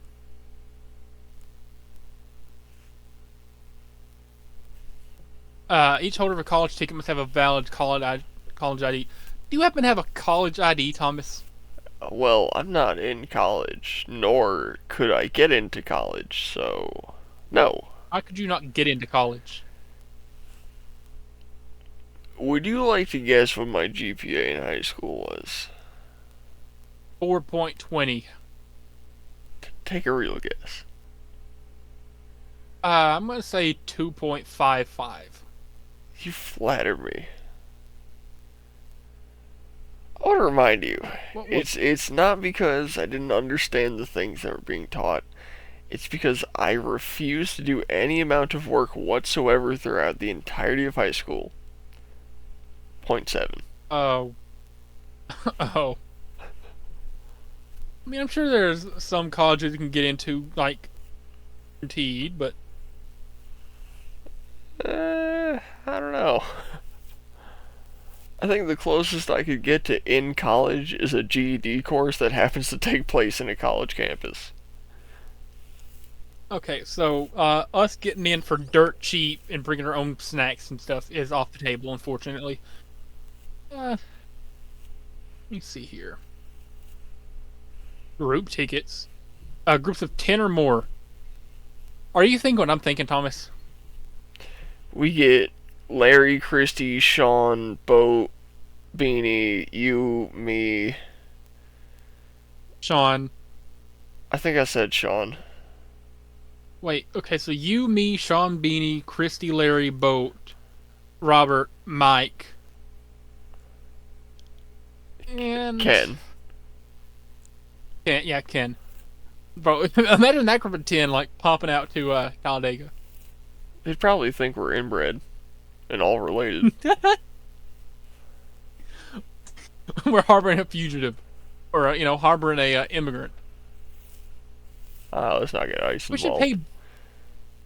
We should pay Beanie to just, like, talk in Spanish the entire time. No matter what. People think we're, we should get Beanie to, like, walk near a group of Mexicans and go, La Migra! Just their slang for immigration's coming. And just see how many of them just get up and start running. Oh, I so badly want to do that. Like, go to a random, like, Mexican restaurant or Hispanic part of Knoxville, and it's, like, top of my lungs. La Migra! Mm-hmm. Just to see what would happen. When we got the new cabin, we went over there to grade the driveway because it's gravel, and I got a tractor with a box plate on the back for, smoothing it out. There was I forget which company it was, but they were putting up fiber optic lines in the area for Wi-Fi, and I still don't get how fiber Wi-Fi works. How does glass lines that transmit light create Wi-Fi? But anyways, I digress. The workers were like blocking my driveway, so I asked them like, "Hey, can you move your truck?" And this guy like walks over to me. He's like, "Huh?" And I'm like, "Can you move your truck? I gotta get up that way, and also I'm gonna be grading the driveway, so you can actually like, can you just pull over to this part of the road?" And he's like, "Okay." I'm like, "Do you speak English?" He's like, English? No." I'm like, "Motherfucker, I'm calling immigration. Move the truck." He's like, "Oh, okay." He got in the truck and moved it. Oh man, yeah, right about here. I feel like would be the best seat, and like that start finish line. It's just loading at the quality of like a mashed potato basically, but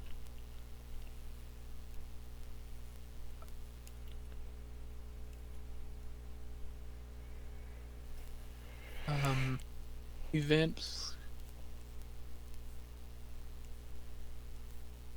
I feel like I've already been there.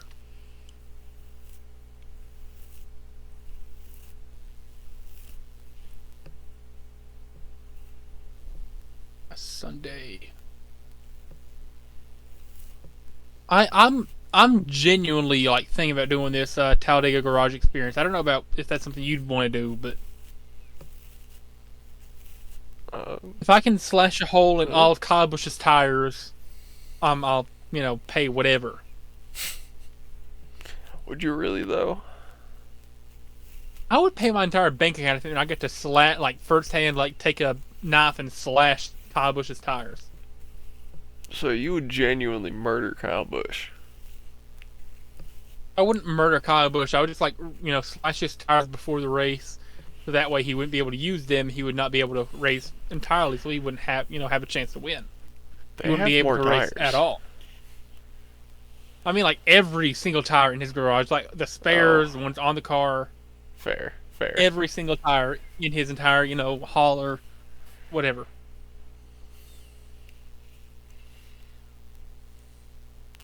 First responders offer. So I think I found the hotel I want to stay at. I'm not gonna say it in case there's any crazy people that watch this and want to come to our hotel, 'cause don't. But it's a hotel. Okay, we can. Well, we can discuss this in the post show. Yeah. I would love to go to Talladega. I would actually love it. I would get the Ricky Bobby suit. I would go to the race dressed as Ricky Bobby. Mm-hmm. Just see what people would say. I just want to see if this room has a kitchen. That's all I care about. Like, how big of a kitchen are you looking for? I just want a hot plate and a pan and like that's it, and like a Plates. microwave. If I have a hot plate, one pan, and a microwave, I can make a good ass meal. What kind of meal would you want to make? Like, what meat are you choosing? What side dishes are you choosing? I have no idea. I told you we're gonna go to the farmers market. I'm gonna do a big lap around the place, looking at absolutely everything, and thousands of years of cultural knowledge is gonna flow into my brain. Because keep in mind, I'm mostly English over here. What's England known for? Going to every single country, raping everyone, killing the people who don't want to be raped, and then taking their spices home, and then enslaving them for more spices. So I just culturally, because I'm the most cultured person that's ever existed, just through ancestry, know what like every spice in the world tastes like instinctively just by looking at it. So I'm just gonna look around. I'm gonna see a cut of meat that looks nice, maybe a few cuts of meat. I'm gonna see some vegetables, some fruits maybe, some spices, and it's all just gonna flow into my head, and I'm just gonna see a plate with a completed meal on my head, and I'm gonna take everything that it takes to make that plate, and then I'm gonna go home and make it, or go to the hotel and make it. Okay, I like that idea. I like that idea. Yeah. How long would that trip be? Like, realistically, like, for like a weekend trip from here to Atlanta to Talladega to back? All right, we go there. I say we drive to Atlanta, right? Get to the hotel, drop our stuff off, right? Just like change of clothes, whatever, some bags, and like laptop. Drop that off.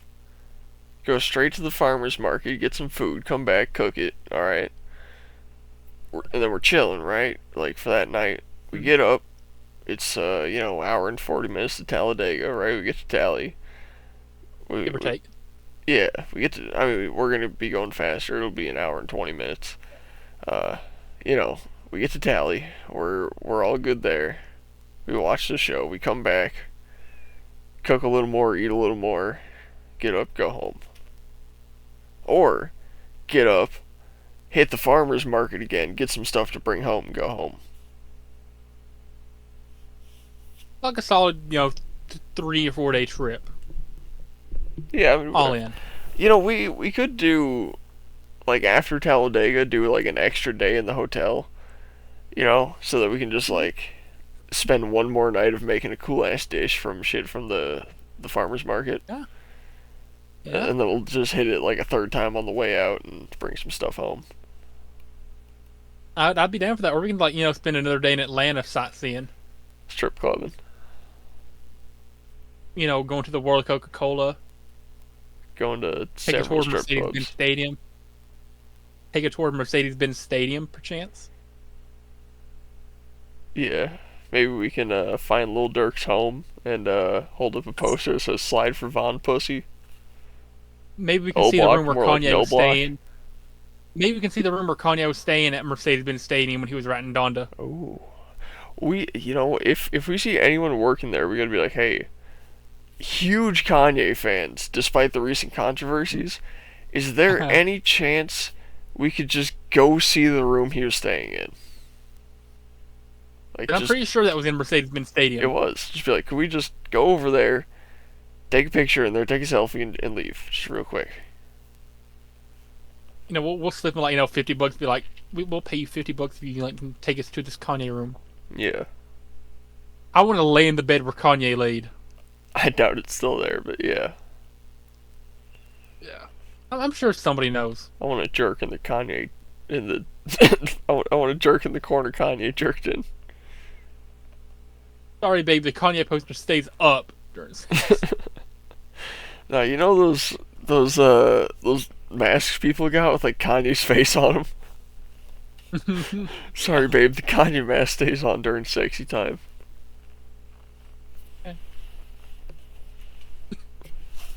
Like, we'll just... Did Mercedes-Benz Stadium actually tweet about it?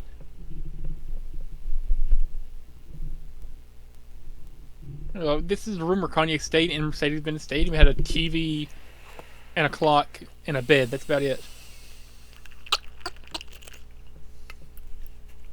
That he had... Oh, he had posters up in there?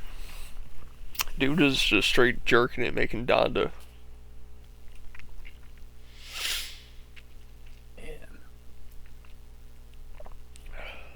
Honda Studio at Mercedes-Benz Stadium. That sign might still be up. Wow.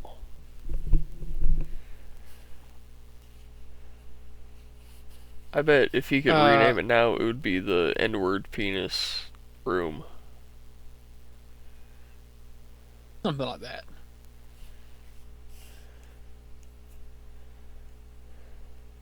This is there isn't a Donda Falcons jersey. Cool. I want to go visit this room so bad.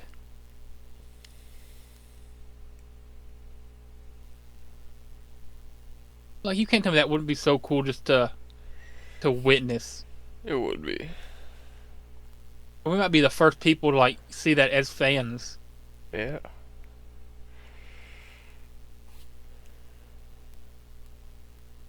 I think we got a good plan in place. Go down Atlanta, spend a couple of days in Atlanta or Talladega, either one. And the last night in Atlanta, go, on a tour of, Coca-Cola World or Mercedes-Benz Stadium. If they And say leave. no, we can just break in. We can just split off from the rest of the tour. Yeah. I mean, you'll be pretty noticeable once you're gone because you're a 6'3" ginger dude. But I think you know how easy it is to hide from people. Keep in mind. you'll be taller than everybody in the group. No. Keep in mind. I'm not saying we gotta take a tour. Stadiums are enormous, and they can't keep the lights on in every portion all year. That costs way too much money. So it's usually fairly dark in there. If I'm wearing black on black on black, covered head to toe, and I just duck in a dark corner, you're not gonna see me. I will go with that. Like, I'm just saying, if we show up black on black on black on black, everything black, Dutch Vanderlyn style, we can sneak around that bitch unnoticed. Perchance, we could.